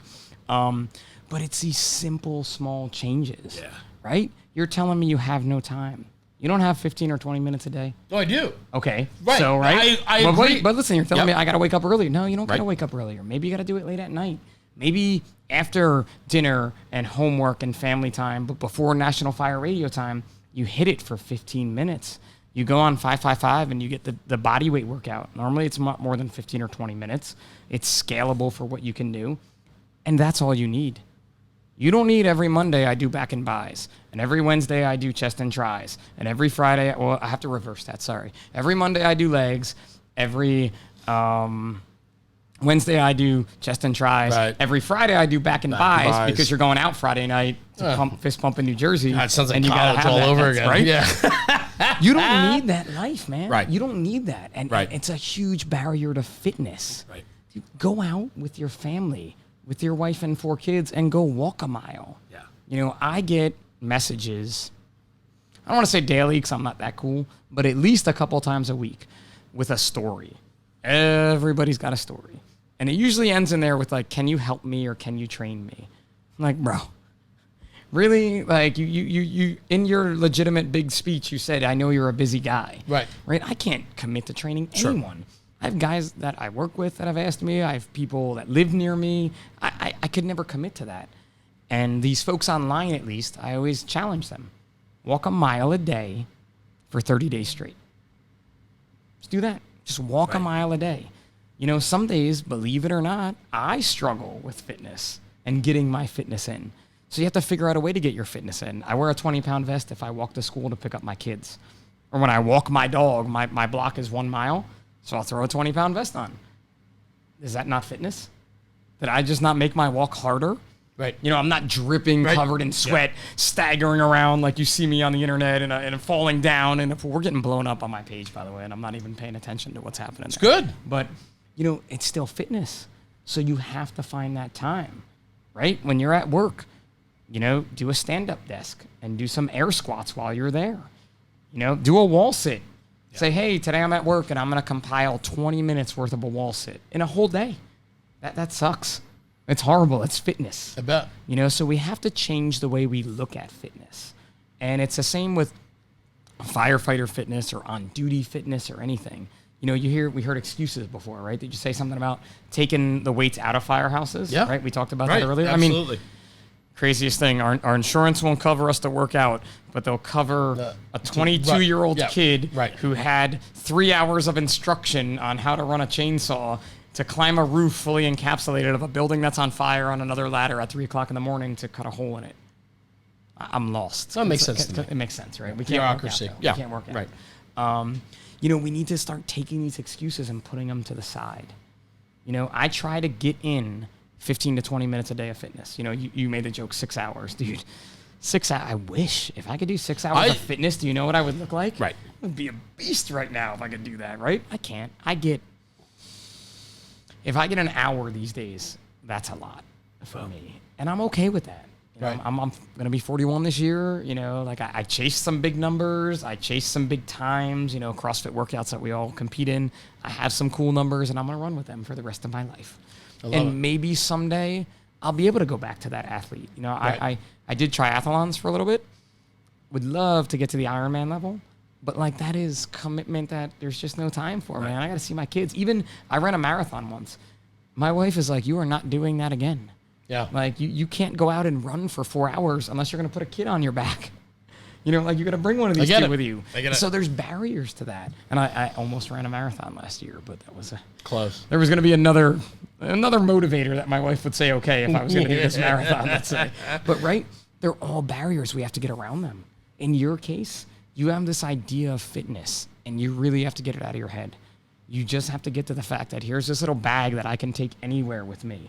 So if for 10 minutes, every minute on the minute, you pick that bag up and slam it down 10 times, it's 10 minutes. You will be spent, my friend. Good. I could own you right now with that bag in a minute. I'm sure. Easily. Anybody I can I'm own with that bag in a minute. And that's good. Why are we chasing this? We're chasing this. But I think your message is heard loud and clear. And I think it's a fantastic way to sum up what 555 is about. It's about moving. Yep. It's about moving. It's about exercise, but it's a movement. You guys are instilling into guys like us, these traditional guys here, who I know I got to get my ass moving. I know I got to get back to making physical fitness a priority. There's no traditional. doubt. Yeah, but hold on, right? Yeah. I mean, but ultimately, like, it's all about moving. Like, yeah, we walk a lot at my home, my wife, my kids, and I. But like, I have this image of physical fitness as I got to get to the gym. I got to get on a. You want me to tell you your image of fitness? I don't even need you to say it. I know. Wait. Let me say it. Right. You just nod your head if I'm right. You got to go walk into the gym, walk by everybody, and get your little locker and do your little locker thing, and then you come out and you do 10 to 15 minutes of cardio warm up on a treadmill or a bike or an elliptical or the Stairmaster, right? And then you go and you float around the free weights section a little bit because that's what you know. You know some free weights, maybe a machine or two, and you knock that out for like the next, 30 minutes or so. But a lot of it is really just kind of this, waiting because you're resting. And then you do a quick cool down in 10 minutes. You go back in, you get a cup of water or towel, and you roll back out. Is that it? I'm not allowed to speak. You said nod. Well, no, but is that it? I mean, no, I said nod. It is, but it's not, right? Like that's what I grew that's up. The traditional that's what right? That's traditional. That's what I grew up with. When I played sports, when I was in that arena, but like, it was more than that. But yes, that's what I know of, right? Yep. However, I do recognize the value, and kind of what I wanted to prompt tonight with this conversation was I needed you to put a foot in my ass to educate me a little bit better. No, I'm serious. That'll blow up the internet. What? Yeah. Come here. That will blow up. Should we break the internet tonight here? But I think, part of what I feel obligated to do here on our platform is to try to hit the market, to understand and educate others. There's a lot of guys like me in the firehouse. Yeah. There's a lot of guys that have the same time constraints that I have. We talk about the volunteer fire service, and we talk about time constraints, and guys don't have time to begin with. I believe a lot of it's excuses. Myself, I don't like excuses. I know this whole thing is an excuse for me, and that's my biggest problem with all of this right now is I'm making an excuse not to do more but I don't make excuses when it comes to like business and the firehouse and things like that. And so I have to recognize that physical fitness needs to become a priority so that it fits into the schedule and you make it work. So on your fitness journey, there are barriers and there are roadblocks. A roadblock to fitness is like you're seriously hurt. You can't do this. I can't do this movement because I'm injured. Right? That's a roadblock. That's going to stop you, and you need to really figure out your way and make a plan to get around the roadblock. And then they're like what you're talking about. It's a barrier. Once you get over one barrier, there's going to be another one. There's tons. Absolutely. Right? It's like anything. Right. But it's like anything. Did you get over that one barrier? Right. Time. Figured it out. I don't need an hour anymore. I don't need to go to the gym. I can do it in my house with my kids. I can do things. Go over that barrier. National Fire Radio, huge barrier. You know what the worst thing I did for my personal fitness is? I'm gonna talk to my camera for this one. Got involved in the fitness community. Because I started to worry about everybody else's fitness. And I started to have phone calls about fitness and Zoom chats about fitness and emails about fitness and podcasts about fitness. But guess what I wasn't doing in that whole process? Fitness. Yeah. It's very easy. You get to FDIC. I mean, and FDIC is a different beast. I'm happy if I get 2 days out of the 5 or 6 I'm at FDIC to get in a quality workout. Right. By the time Sunday comes, I don't have a voice anymore. Yeah. I don't have mental capacity to think to get me on a plane. Brother, I get it. And you know it, right? I get it completely. We were in one of the adult establishments at night, talking like in the corner, trying to hide from people just to catch up with each other for 10 minutes, because you're always there. Yeah. And that's a whole nother barrier with this social media thing that makes it harder.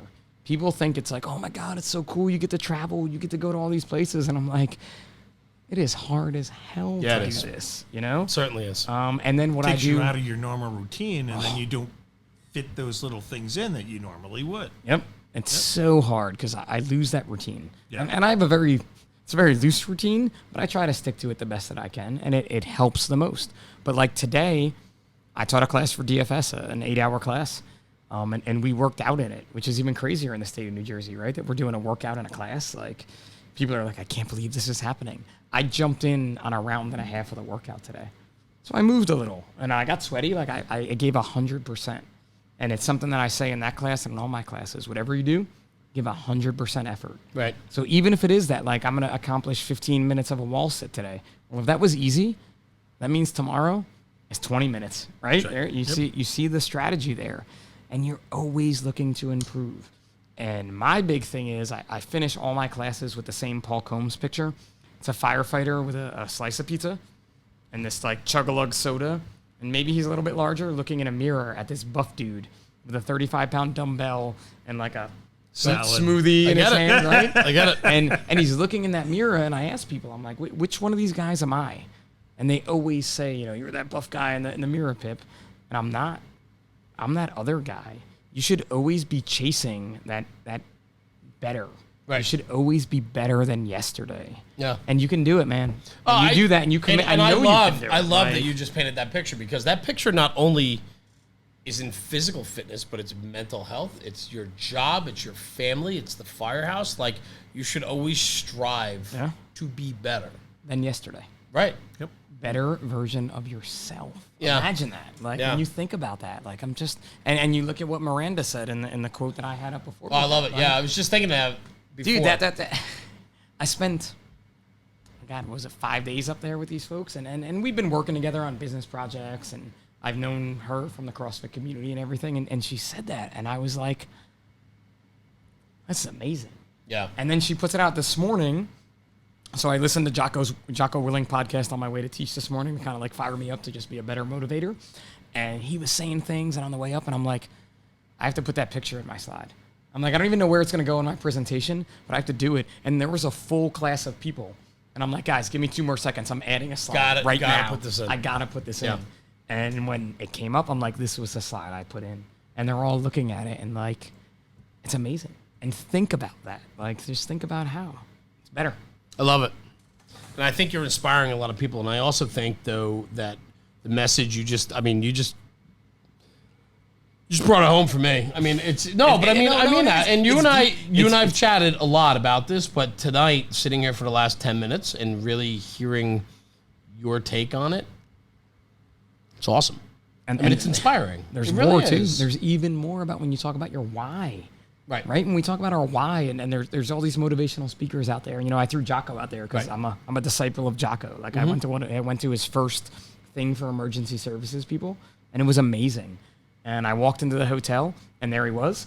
And I got him to FaceTime with my son because he listens to his kid podcast and he reads his book. Dude, my son was blown away. 2 weeks later, we went to his book signing, and he remembered my son. That's nice. Like, legit. Super Like, cool, kind of man. remembered me. Like, I guess because, you know. You weren't wearing a hat that day. I wasn't wearing a hat that day. I was in the front row. I asked questions. But, like, he remembered my son. Like, I'm like, dude, you're the man. Yeah. Right? But you talk about that why concept. What's your why? Right. In the emergency services, we all share whys. You know, what's my why? The people that I swore to serve. You know, what's my other why? My extended family, like you. You guys motivate the hell out of me. You know, listening to you and hearing you talk about this change. And once you get doing it, you're in, man. Right. The 555 family, Right. those people that post hashtag 555, like, they inspire me to work out. Yeah. My crew. I'm there for my crew. And last but certainly not least, my number one why is Tracy, Finn, and Declan, my boys and my wife. And I ask in my class, I'm like, why aren't they your why? Because how can you look them in the eye and say, my fitness let me down?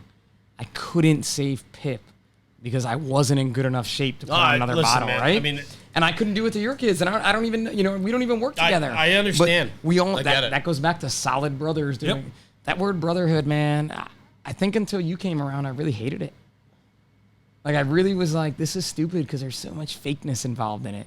And then you guys started actually calling it out. You know, and I don't know the guys from Zoo Crew. You know, but I see them hanging out with you guys, and I'm like, they must be cool people, like, because they have a lot of fun. Like, I can see it, you know, and I don't know where. What do we got? You're good. Am on? It just shut down and went back on. We've been live that long on my thing. I think it's a big deal, right? It's a big deal because it's more than us, and that's what that captain from Texas wanted it to be. More than us. This guy's good. Huh? Yes, we should have him on a little more. We should do like Pip's corner, right? Yeah. Like little Pip in a corner. Or maybe what we'll do is It'll be like the Blair Witch Project. Yeah. Like I'll just be in the corner. We're now going to have to show up. Everybody, we're going to have to show up 15 minutes earlier now because we're going to be lifting little weights before we come in. Listen, maybe we have not? to because listen, and it's the thing.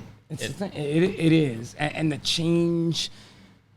The amount of firefighters that are working out at work now, and the amount in a fire station that are tagging us, 4 or 5 people, guys, girls, big, small, little, the amount of organizations that are starting to try to change that culture, to try to share their information with you.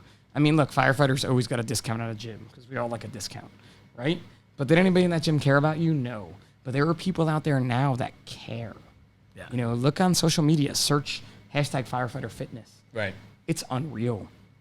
The people that are, people send to me like, they're stealing your idea. And I'm like, dude, I stole some it's spreading. It's spreading. And that's what you want. It spreads like wildfire, right? Yep. And that's amazing. Guys, girls, we have a volunteer department, Galax, Virginia, that I have a great story from FDIC with one of their chief and his wife. But, they do firefighter fitness on Tuesdays and Thursdays, and 2 trainers came in to help them. Their trainer had a son with Down syndrome who wanted to be a firefighter. For his birthday, they called it Tyson's best day ever. Yeah. And they made this amazing video. And I was fortunate enough to go to Galax because they did like a Ninja Warrior thing there and meet Tyson, who is the greatest kid ever. That's awesome. And now they have kids with Down syndrome coming into the firehouse to work out with firefighters with brute force sandbags. Neat. Just to be better than yesterday. Yep. And when we talk about brute force sandbags and the train accordingly lifestyle, that's what it is. It's that. And it's through social media, man. It's awesome. You got to get those stories out there, brother.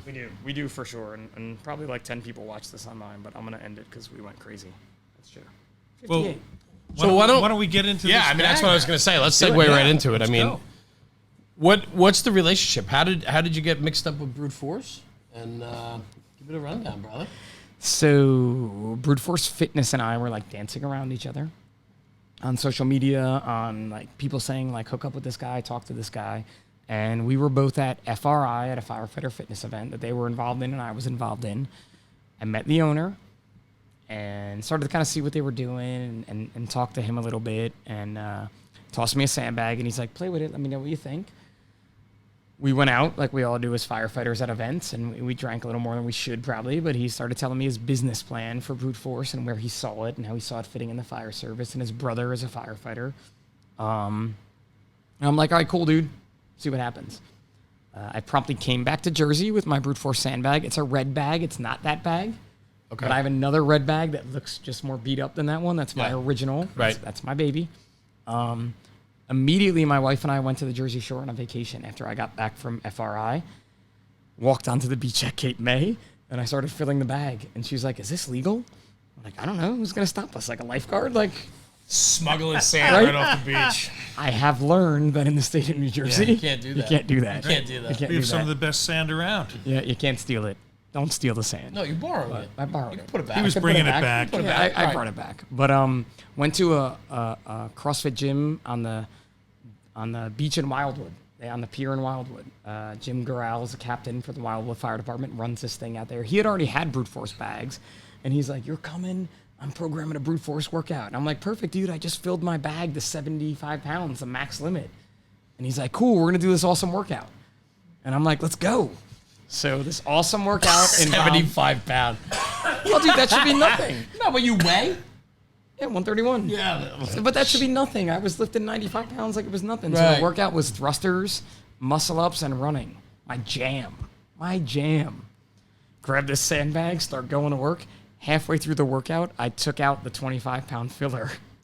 and it went to 50 pounds. Yeah. Because that thing owned me. Well, that's because it's Jersey sand. It's because it's Jersey sand. It's heavier and stronger than all the other sand. Clearly, Of course. That was it. It had nothing to do with me. Clearly. And it doesn't pour its own gas. Not at all, because we pumped our fist, not our gas.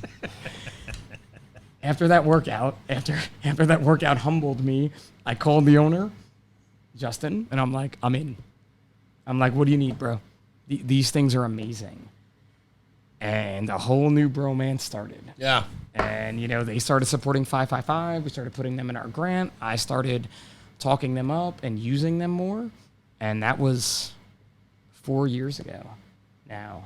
And they have been the most supportive company of 555 Fitness since the beginning. For the longest time, I should say. With product, with hooking firefighters up, with, somebody has an event, they'll take care of them. To the point now that I work for Brute Force Training. It's not a secret anymore. Right. I'm their head of the Emergency Services Division because we deal with military, fire, EMS, LEO. I left the cops last because, just force you're not hurting any feelings here. Yeah. But it's amazing what that little bag of sand can do. It's a safe way to work out. Today in my class, I showed everybody 50 pounds in that bag. I threw it down on my feet. Imagine if that was a 50-pound dumbbell. Right. What do we call that in the fire service? Dr. Summeroff. Right? Dr. Summeroff. Right? That's what you get, and you just got hurt at work. It's a safe way to work out. It's functional.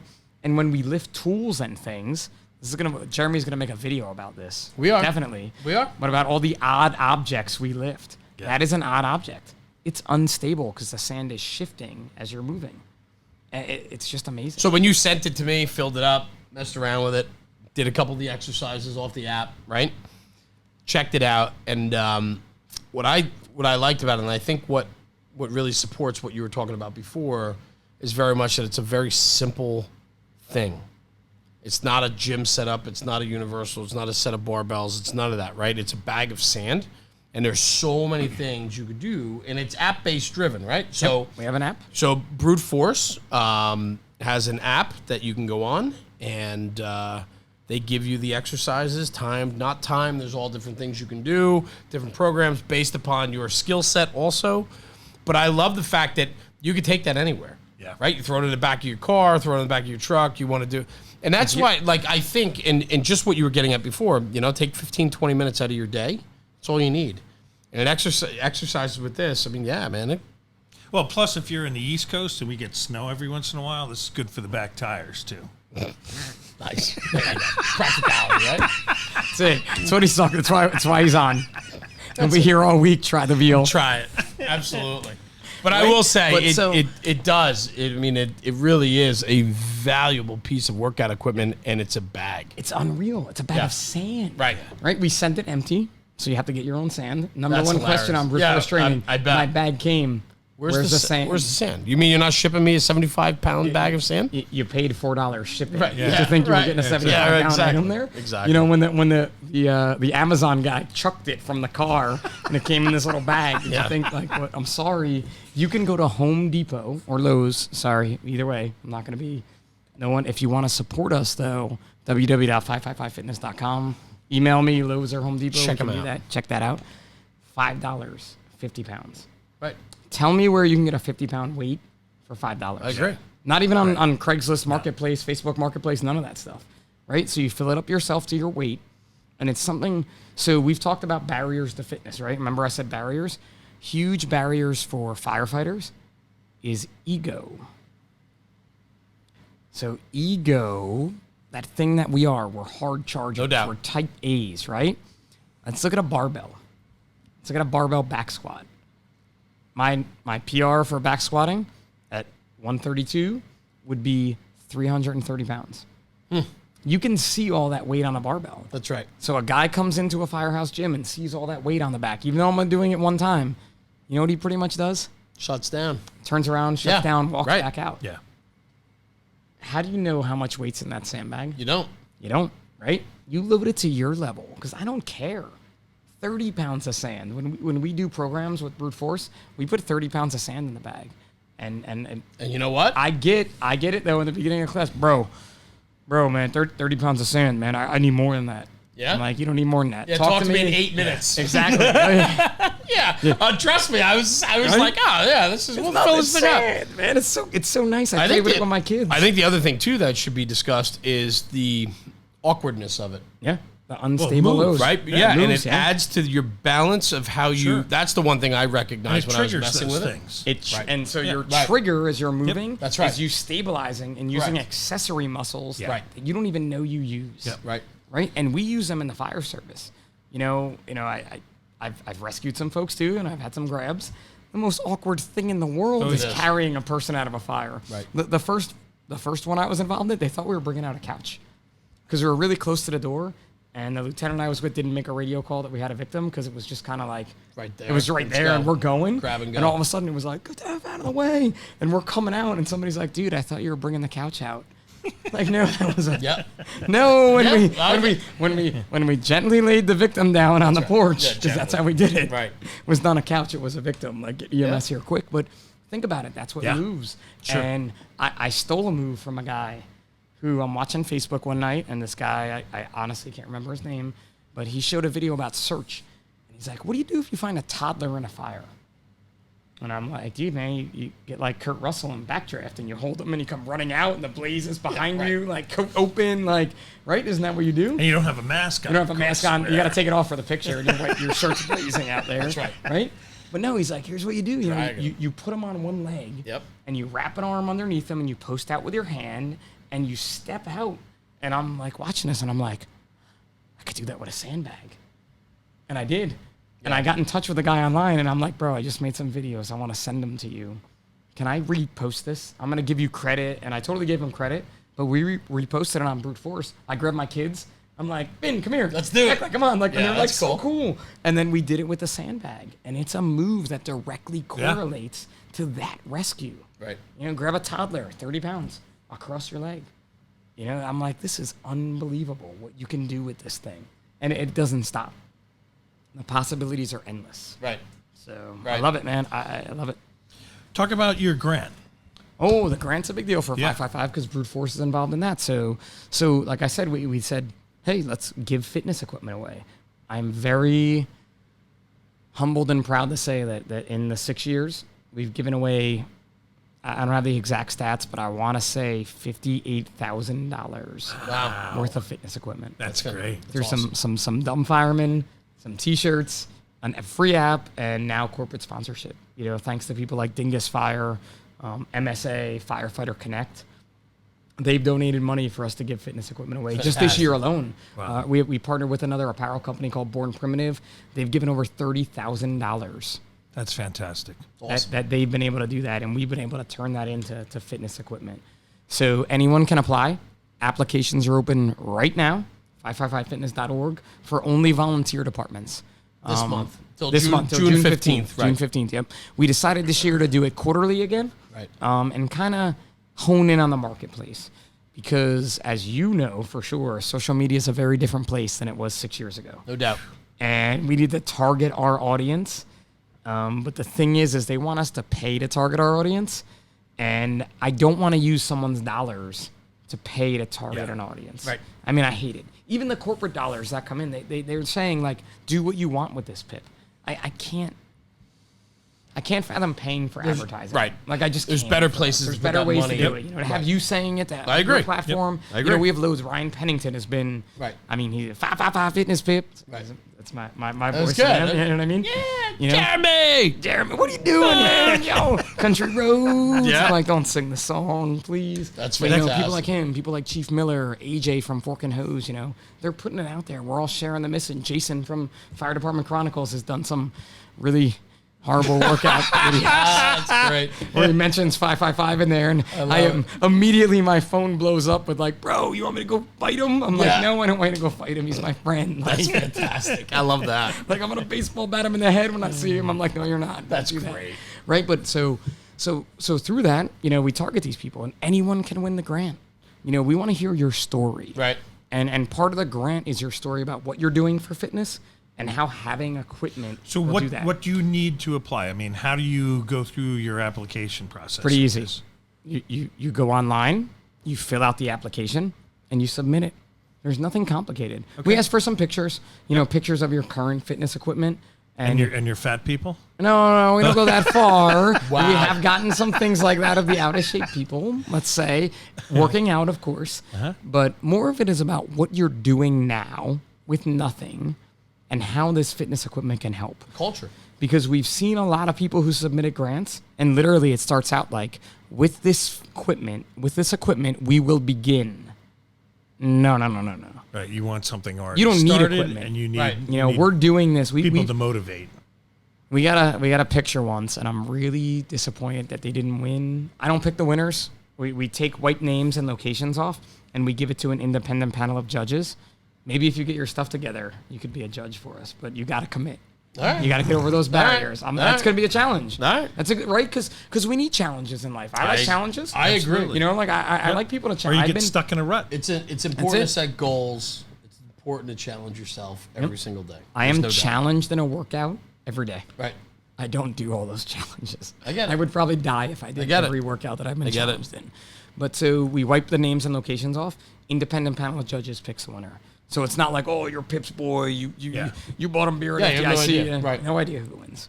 But we got one time, and I was really sad they didn't win. They were using cases of Gatorade as their rack for bench press. Is that right? So when they came down, the weights would rest on cases of Gatorade and then lift it back up. Wow. And I'm like, these guys should win, but they didn't. Yeah, but what an incredible culture they have, right? Yep. They care that much and they value fitness that much that they're going to find a way to do it. Yep. Now, I've also gotten pictures of Globo gyms in firehouses, $20,000 gyms, and they're like, no one uses this. Yep. Wow. The people bought the wrong stuff. We don't want treadmills and ellipticals and this and that. We want brute force sandbags and assault bikes and crossover symmetry systems and jump ropes. So I'm really proud of our winners because they're out there doing it. Yeah. And to be dead honest, most of them have already been tagging us for a while. Sure. And it has nothing to do with us picking it. Again, we pick our favorites, but someone else picks the winner. Yeah. From outside of the organization. But it's culture. I mean, I mentioned that before. It's culture. If you have, right now, it's for open enrollment for volunteer services. And so if you have a culture in your firehouse where fitness is a priority, you're going to find a way to do that. And you're going to find a way to instill those values into your guys in the firehouse to work out and find ways to perform. And I think that's fantastic. I really do. And I think that just goes back and harps on what we were talking about before with even myself. Don't make excuses.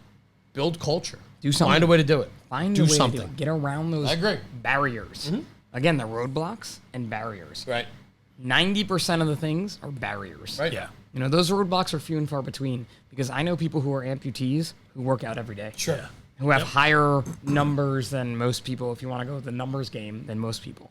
I know people who have one arm that clean or that do double unders with one arm. You know what I mean? You see that. That's a roadblock. Yep. And they got around it. Yep. I have a friend who was paralyzed because of fitness, and he's still working out. And he makes you do wall balls seated. He has to do that, and it's the worst. Kevin Ogar, you're not watching this, but if you know Kevin, follow Kevin Ogar, CrossFit Watchtower. Dude is amazing. Wow. Just when you talk about that, roadblock, Right. he gets around it, man. And he's an awesome dude to hang out with. Inspiring. He inspires me. Yeah. But the grant can be for anyone. Good. And that's what I love about it. And I love reading them. And we have legitimately over 1,000 applications. Wow, and that's fantastic. I wish I could give fitness equipment to all of them. But it comes down to the mighty dollar. Yep. People are like, why don't these companies just give you equipment, Pip? You're 555 Fitness. And I'm like, because that equipment costs them money. Yeah. We do get donations from companies like Brute Force or Crossover Symmetry and Assault Fitness, our main supporters, but they can't do it every time, and I can't ask them to do it every time. It's not right to do that. Now, what's cool is because of people like MSA Globe. Now fire service companies Yeah, big boys. are like big dogs. At FDIC, we had a $10,000 check from MSA Globe. That's fantastic. And we were able to do something special with And the amount of good that you can do with money like that. And we did. Right. We turned it right into money to someone who didn't win our grant, but we just really felt like they needed it. They lost everything except for remember you telling me one the story, piece of that's right. apparatus for a tornado. Wow. And their name is totally out of my head. I got to look it up real quick as we get into it. But, like, they lost everything in the station last year. So you lose everything in your station. And, of course, everyone's going to step up, right? The town's going to step up. Citizens are going to step up. Big charities are going to come in or whatever you want to say. National Fire Radio is going to be like, we're buying you hose or whatever you guys can do with all your money's there. Oh, right? yeah. I'm running a telethon. Yeah. Rolling it. I'm running a telethon for these people. But guess what? Nobody buys them. Right. Their fitness equipment. Right. Nobody's thinking about that. And they're not thinking about that. They need turnout gear. They need rigs. They Yep. need axes, Halligans, gas meters, ticks. They need that stuff. And in the grant, the chief wrote that when we've been blessed. And getting in this fitness equipment would be the last piece of the puzzle to getting us back to our family lifestyle. And when I told this to MSA, they were like, do it. And we actually gave them, it's the only one who's gotten an assault air runner because I had some extra dollars to spend. We gave them an air runner with that. And they just got everything, so we're starting to plan on rolling that all out and seeing them using it. But it was so cool. That is fantastic. Like, and when I think about 555 with that captain in Texas, to think here we are 6 years and now this big dog is saying these guys are doing good. We want to help them because they make turnout gear and air packs and all this safety equipment, but they care about you, who's wearing it. Same thing with Zoll Medical Monitoring. They're one of our huge supporters. We were able to give a fitness equipment grant to an EMS department because of them, because they make these awesome products, but they care about the people using them. It's awesome. And that's where we come into play, right? And that's something that, again, two dudes who like to lift things up and put them down, never in a million years. It's because you're doing the right thing. And I think for the right reason, too. And I'm excited for you guys because I think in the short time that you have put in to where you started to where you are today, I can only imagine in 6 years from now, where you are, right? It's scary. I think it's awesome. And I just, we've been going quite a long time, and I mean, we can go for all night, but what I want to talk about too is where are we headed? Like, where's 555 headed? I wish I knew. Yeah, I wish I knew because we don't know, right? There's no, it's like there's no roadmap. I just keep we just keep making the roadmap as we go. I'd love to. All these people are like, come here, go there. You got to go to this show. Are you coming to this show? Or we before this started, we talked about 3 shows that you're like, are you going there? Yeah. You going there? You go. Right. I'm like, I don't know. Like, I wish I could be at every one of these things. I wish we could be at every one of these things. They do all cost dollars. I do have a bottom line. I do have to keep the money going in the right direction. So I don't know. Who knows? And do I ever think, and this is a question that I ask myself and people do ask me, will we ever accomplish the goal? The leading killer of deaths in the fire service not being cardiac related. I don't know. I don't know if we'll ever see that. Yeah. But no matter what, we're not going anywhere. No. Even if we accomplish that goal, then let's continue to do it because the goal would be 0. Right. It's not possible because, things are going to happen no matter what. But if we can get what we're doing continuing, this conversation between us. Took a long time for people not to be smoking cigarettes outside of FDIC. It took a long time for people to understand the value of water. Yeah. Right? We hit on these things tonight, right? You mentioned this. It's been a long time for people to realize that just 20 minutes of exercise daily would make a world of difference. I think where we're headed and what you're spearheading in being a leader in this field is huge. And I think where you guys are headed is nothing but up and great things to come. I've seen your group. I've seen the support you have for each other. They're knuckleheads at the end of the day. Yeah, but that's the best part about it. It is, isn't it? Right? I mean, because you don't lose the mission. You don't lose the core values of your group when you surround yourself with the people that are in it for the right reasons. Yep.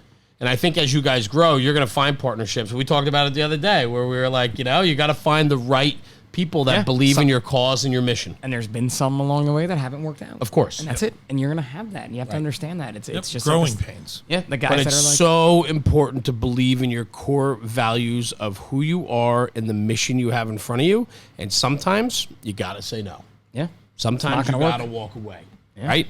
It's hard. It's very hard to walk away. But it only comes when you have a vision. And when it's bigger than all of us, and when it's bigger for 555 Pip, and it's bigger than you and your crew, because you realize the value of what you guys are doing is so much bigger than the core guys that are running that, the core group of people, you win. That's it. It's that simple. It is. And Right. I think even if we stopped posting tomorrow, you'd still see hashtag 555fitness getting used. Sure. Awesome. Yeah. Like it would just be something. And there would be like, I'm doing this. Like if I was to say like, I'm done, like it's gone, I would probably like get 10 posts saying I'll do it. You know what I mean? Like it's kind of like that. It's kind of like that. If not who, me type theory. My man, of it's a things, movement. right? It's a right. movement. There are people out there. There's. All right, ready for some leaks? Do it. So we're not just national. We're international. Oh, There you go. And there may be some talks with someone in another country who's willing to step up, and we're looking into how it works in said country. I'm not going to tell you which one it is, but it's a pretty big one. Just trying to do it there. And who I've been friends with for a while and kind of asked me, like, can I do this? And I'm like, sure. Can you do this? Like, Yeah, and he's like, what do you know about how to do this? And I'm Right. like, nothing. Yeah. You know, I didn't know anything doing it here, and I learned. I'm like, so he's looking into this. But it's one of those things, like, if not who, me. And I kind of wonder, for my own journey with what I have going on and different things, like how much longer am I going to stay at the helm of this? Because it's going to get to a point where I'm not going to be the best person for it anymore. You know, just like that captain from Texas realized he wasn't the best person for it. Right. There's going to be a day where it's going to not be me anymore. And just like he's still involved, I'll still always want to be involved. And the person I give it to will be given the same rules he gave me, and probably a few extras, a couple add-ins there that I've learned along Without the a way, doubt. right? But they're gonna take it places I never thought, and it's unreal. Like to think that I'm a part of that. Yeah. It is. Listen, man. It's just it's crazy, man. It's crazy. Like I agree, and I hope, you know, I think what you guys are doing is just so positive and so good. And I think, again, that goes to that common mission. When you realize that it's bigger than you and it's time to let it go, and you put your time in, and now it could be even bigger and better to influence and impact the fire service. Huh? The fire service right now is so impressionable. So impressionable. And I think, you know, do you think it though? But here's a Go question ahead. on that. Do you think Yeah. it's always been impressionable? it just has, on a different scale. But it's just Yeah, but it was easier, always beaten down. But New impressions were beaten down. I agree with that. yeah, but hold on though, right? So we're both social media platforms, right? It's really an interesting conversation to have. And when I say impressionable, it's easier now more than ever to get the word out. We talked about it before. 555's organic. You guys started from the ground up. You didn't go to the top and work your way down like we used to in traditional fire service. Yep. Hey, new kid, shut up and sit down. The senior man of 32 years in the house is going to tell you how it is. And until you have 14 years in here, you don't get to speak, right? It's not so much like that way that anymore. And mentality. I don't know if that's better or worse, but it's different. It's different. But It's when just we different. bury our head in the sand and we pretend that things haven't changed is when we're going to lose. When you have the ability to get messages out like the importance of 555 and the importance of mental health and physical fitness, now more than ever, you can do that through social media. So influencing and what you guys do wouldn't have worked 10 years ago, wouldn't have worked 20 years ago. You wouldn't have been able to do it. I don't Right. know. Yep. Right. And so for The me, reach is amazing. you know, we sit here and we talk about the influence of social media and we talk about the impressionability of especially the younger generations. This is what they know. They know the guy with the mohawk from 555 and they know your crew, right? Because if they're into fitness and they're following you, something's going to inspire them on your page, right? It's a good one, right? Yeah. So normally, like we'd travel, and in the beginning, you know, everybody knew me, they knew Ava, like they knew us. We were the faces. A few shows ago, and I can't tell you exactly one of my people came up and they were like one of the 555 people, and they're like, "Bro, all these people keep coming up and they know me." And I'm like, "Yeah, they know you because they follow you just like they follow me. That's right. This is more than me." And it's funny that you talk about getting that message out because in the beginning, with social media, we were like, we're going after the kids. You know, like 555 is going to get the young, impressionable social media firefighters out there. You know, if we put out this fire porn, they're going to see it and be like, oh, I have to be in shape. I'll do it. Very rapidly, and by very rapidly, I mean like into year 2 and 3, we started noticing that our followership wasn't always just the young kids anymore. The age was creeping up. The age was creeping up. Without a doubt. And that 40 to 50-year-old demographic, which was actually ours, mine and his to the point, they were the ones that were really, for lack of a better term, drinking the Kool-Aid and interacting and talking about it. And then you had that senior man wearing the 555 shirt and the kid being like, Yeah. Yep. you know them? How awesome is that? How do you know them? And- And it's crazy. And I'll tell man. you why in my world I think it works. Older guys put more value in social media content and they only follow the stuff that they get some value out of. Younger guys will like 1,200 pages on Instagram and just scroll through, but they don't take a lot of value out of it. No, right? they don't take the mission out of it. Right. Yep. Whereas older, and the way social media works is you look at, Facebook, right? Facebook was young and now it's old, right? Facebook usership now is 40 to 75, not 20 to 40, right? Then it went to Instagram and then Twitter was mixed in between. And so Instagram is becoming more senior in the social media platforms, you're getting more and more older generations to start following it, right? Yep. You're starting to get your 50, 60-year-olds on Instagram. But older people typically will digest and follow things that they want to follow and not follow the nonsense and the noise. Whereas the younger generations are just like, oh, that looks cool. Like, it's that instant gratification thing, right? Yeah. Yep.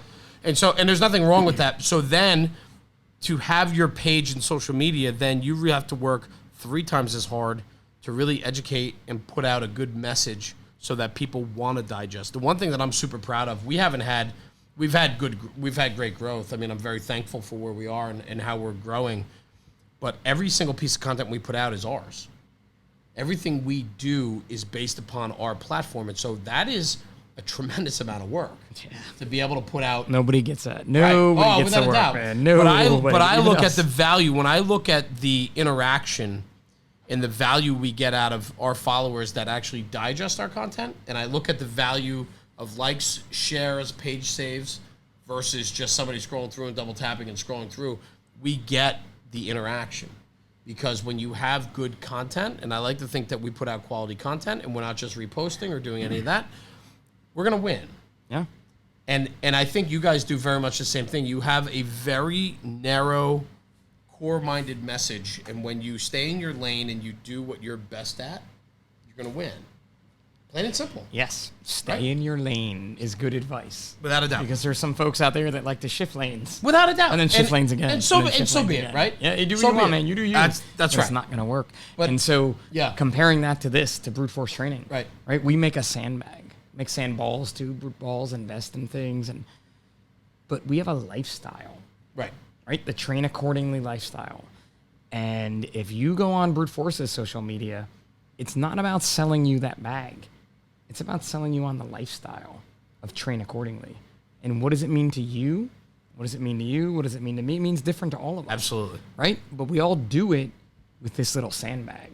Yeah. And something, when you talk about being inspired, go look at that page, man. Well, look yeah. at what we're doing with that and Yeah. seeing all the different people out there. I mean, you see... Brother, you were just out there a couple weeks ago. Yeah. Right? Yeah. And so I Just kind out of in Denver. followed. I was like, because that's when you sent me the bag, and I was like, this is cool.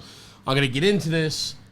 And I was looking at it, and you want to talk about, like, coming away from that going, like, wow, it's time to kick myself in the ass. Like, It's amazing. It's inspiring. Yeah. And you see, too... It's interesting. This family text of Yeah, like, roll that over. My wife was going away tonight, and she just made it to Great Wolf. So I guess they stopped at the water park. Oh, perfect. Nice. I didn't know that was happening tonight, nor did my boys. He's but jealous, right? 'cause, He's yeah, like, I'm, oh, man, if they now I'm really- here with you guys? I was like, Like, they're on water slides, man. What's up with that? But, that's funny. But no, but that is totally it, right? Where like going back to that, like it's the lifestyle, it's that change, it's that we were out there, and to me, that's more than a bag of sand. Obviously, that's my blood, sweat, and tears now, just like 555 is. But like seeing the lives we can change with that little bag of sand is unreal. And granted, it's a product, and in fitness world, you have to put product first because that's what people think. But our mission, right now, today we launched the Brute Force Mile, and it's the benefit Team Red, White, and Blue, which is another not-for-profit 501c3 that helps veterans reacclimate to the world when they come back. And I'm so stoked to be doing this with them because they're just awesome people. I've had a couple Zoom calls with them and talking to them, and they're like, just like us. They're so passionate about their mission. Right. And, one of my big regrets in life is not going in and doing military service. Probably should have done it, but I was kind of a mama's boy and didn't want to leave home. get it. But when I look back and to be able to support them with this and to know that Brute Force is supporting them, it's great. Yeah, let's do it, man. Let's do it together. You know, July 2nd, we're going to do it in New Jersey on the beach. Let's do it. No, you got to check your schedule. Oh, Don't say that on this Jeez. show. You just said it, and then if you're not there, No, I mean, let's do it. Like that's exciting for me. I want to know more about it. And let's you talk sure? about it. You sure you want to do more about it? I do. It's a 1 mile burden carry with a brute force twist. Some mini workouts in the middle there. I happen to know what they are. Oh, good. Maybe I happen to part of being making them, but we're not going to tell you that until June 24th. I got it. You know, you just sign up. It's a Listen, my donation, man, red, white, and blue. you are doing awesome things. Thank And you. it's you and your crew, and it's 555, and it's brute force. And it's just the mission of spreading the word about how important physical fitness is. Oh, and I can't thank you enough for that. You know, and again, we can sit here and play this thank you game all night, but your platform, to have me on board, to have everybody come on and just spread the word. That's it. You know, that is the definition of solid brothers doing solid it's things, just- right? So it's so simply stupid, but that's it. Yep. You know, past the ego aside, past the how many followers you have, how many followers I have, all that BS that's out there, that head noise. This is it. You know, it's funny because you talked about being inspired and you went to brute force and it's a lifestyle and you see these people and they inspire you. I get very much inspired. I know the guys do too. We talk about this all the time when we have so many doors open for us and we go in to see different fire departments, and we're so inspired by the culture and tradition that roll out of some of these firehouses and how they do it and how they've been doing it for years and how they groom and shape the next generation. Like, we come away with that, and I wish everybody, just like you wish everybody could experience what you experienced at brute force, I wish everybody in the fire service could experience that feeling. Seeing somebody else and how they do it there and how well it works. And so, where I guess how to sum this up very much is simply this: when you stay in your lane and you know what you're doing and you know what drives you and inspires you, then it's our job, it's our obligation to put that out there and try to put that out there and instill other people to sign on. Totally. I love it. And it's so easy to do. It is. You don't even need a sign up page. You know what I mean? Like, people think people are like that. Like, how do I big question. How do I join 555 Fitness? Right. And I'm like, you live the life. I love it. Use hashtag 555 Fitness. Brother, listen, we could go all night. We've been going it's been a like while. 2 hours. I know. And it's really hot in here. But it's not that bad, is it? I feel like I'm sweating like crazy. Yeah. No, it's beautiful. I mean, the fan's blowing right on. Yeah. Oh, so you set up a fan to blow on you, and I'm over here withering away to nothing, like sweating away, because I'm like, where is this fan they speak of? I don't feel it at all. You know That's what I how love? they treat the guest here. We That's how they treat the guest. We went almost 2 hours, and we talked 20 minutes about you, and then an hour and 40 about the mission. That's it, because it's mission first. That's man. what I'm. It's That's not my point. me. That's what I'm saying. It's back to, I got to read it again, you know, because I let's don't want to close get it it out wrong, on that right? quote, We'll 'cause close that it out quote's on awesome. Miranda's quote, man. Miranda and Julian, street parking. You know, look them up online. Reach out to me. I have to say these things now, right? Because this is what you do. do it. At 555pip on Instagram. I'm Robert Paparo on Facebook, but I have 836 unanswered Facebook requests because it's just like people just hit you up all the time. And a scary thing about this, we can add this too. There's another Robert Paparo on Facebook. Oh boy. That poor guy. Wait, Yeah. it gets worse. He is a firefighter paramedic in Saratoga Springs. Really? Who works the same 24-hour, 72 shift day I do, who happens to be vertically challenged, is married to a PA, does CrossFit, and likes late 90s ska and punk music. We've yet to meet, but we are Facebook friends. How have you not met? Like, I don't even understand He was that. right by my house. He taught at All Hands 2 weeks ago. We didn't tell me about it till the night before, and I'm like, bro, I can't get down there. Like That's ridiculous. crazy, Robert. So make sure if you're gonna friend me on Facebook, I may not accept it, but make sure you find the right guy, because he found me, and he's like, bro, people keep messaging me thinking I'm So you. do me a favor when you guys get together. Let's do it right here in the studio. Yeah. We'll get You want to both do it, in. Rob? Yeah, Rob, I would you love want to do it? Like I would he get can him. come down Saratoga I Springs. know, It's like a it's middle of right. the road. Yeah. Absolutely. Ooh. We'll do it right here. Can we play like We can do whatever you want. like Endless Love or something, or We like could- some kind of like good like a slow run, Little Like, sandy we'll slow- beach Sevi where you could guys are slow it scooping down, like right? so, I like love it. Sevi could work his magic I love back there. it. Yeah, like the you guys slow could roll. like slowly lift your bags over your heads and like And you just know hit- yeah. Anyway. Oh, Awesome. but before you're done, because you're a Jersey guy, is it pork roll? Are we gonna do this No, now? it is. Are we gonna do this at the Yeah, end? yeah. South pork Jersey. roll. It is. I'm not South Jersey. Why would you even set 'em up for Central that? New Jersey? We we did. I don't but think- it's not Yeah, but captured that was on, that was it's not all captured on on we video. had leather It's around and everything, and It was the hard drive trap. And the hard drive crash. Somebody lost that fight. Yeah. Right? But it is pork roll. Okay. Central Jersey exists. And it is the best part of New Jersey there is. Yeah, There's no way I'm going to Taylor Ham people. Who's going to lose a Taylor follower Ham. with that? It's pork roll. It's Central Jersey. Listen, I don't want to end on that. What I want to end on Yeah. very simply is the importance of 555. Pip, thanks for joining us, brother. I truly cannot thank you enough for being here. You lead us out with it, man. I will. I'm gonna leave it out because all the links will be on the bottom for all these things. Let's just do that. But I stopped trying to impress people and started trying to help people. And I think at the end of the day, it's absolutely what it's all about. It's amazing, dude. Yeah, it is. Amazing. Pep, thanks for joining us, brother. You surround been yourself great. with good people. You guys put out a good product. And you're making this fire service better every single day, and I thank you enough. I can't thank you enough. I mean, you're just doing the right Thank thing. you. And, I just keep saying thank you, too. yeah, Like, it's I cool. say thank you a lot. I actually have a blog. If you So, read my blog, we're I gonna- say thank you a lot. we're gonna cut out of this, and I'm sure we're gonna go for a couple more hours here.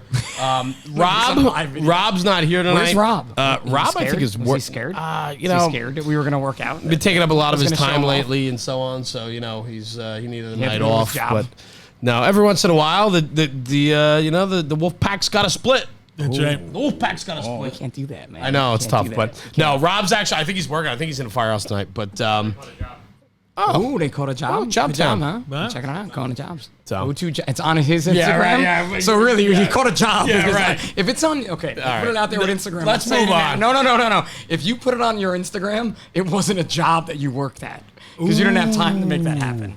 Right? Plain and simple. Anyway, sorry. Listen, Did I end it on that? I ended Way it to on go, that. Seb. Read the quote again. Read the quote again.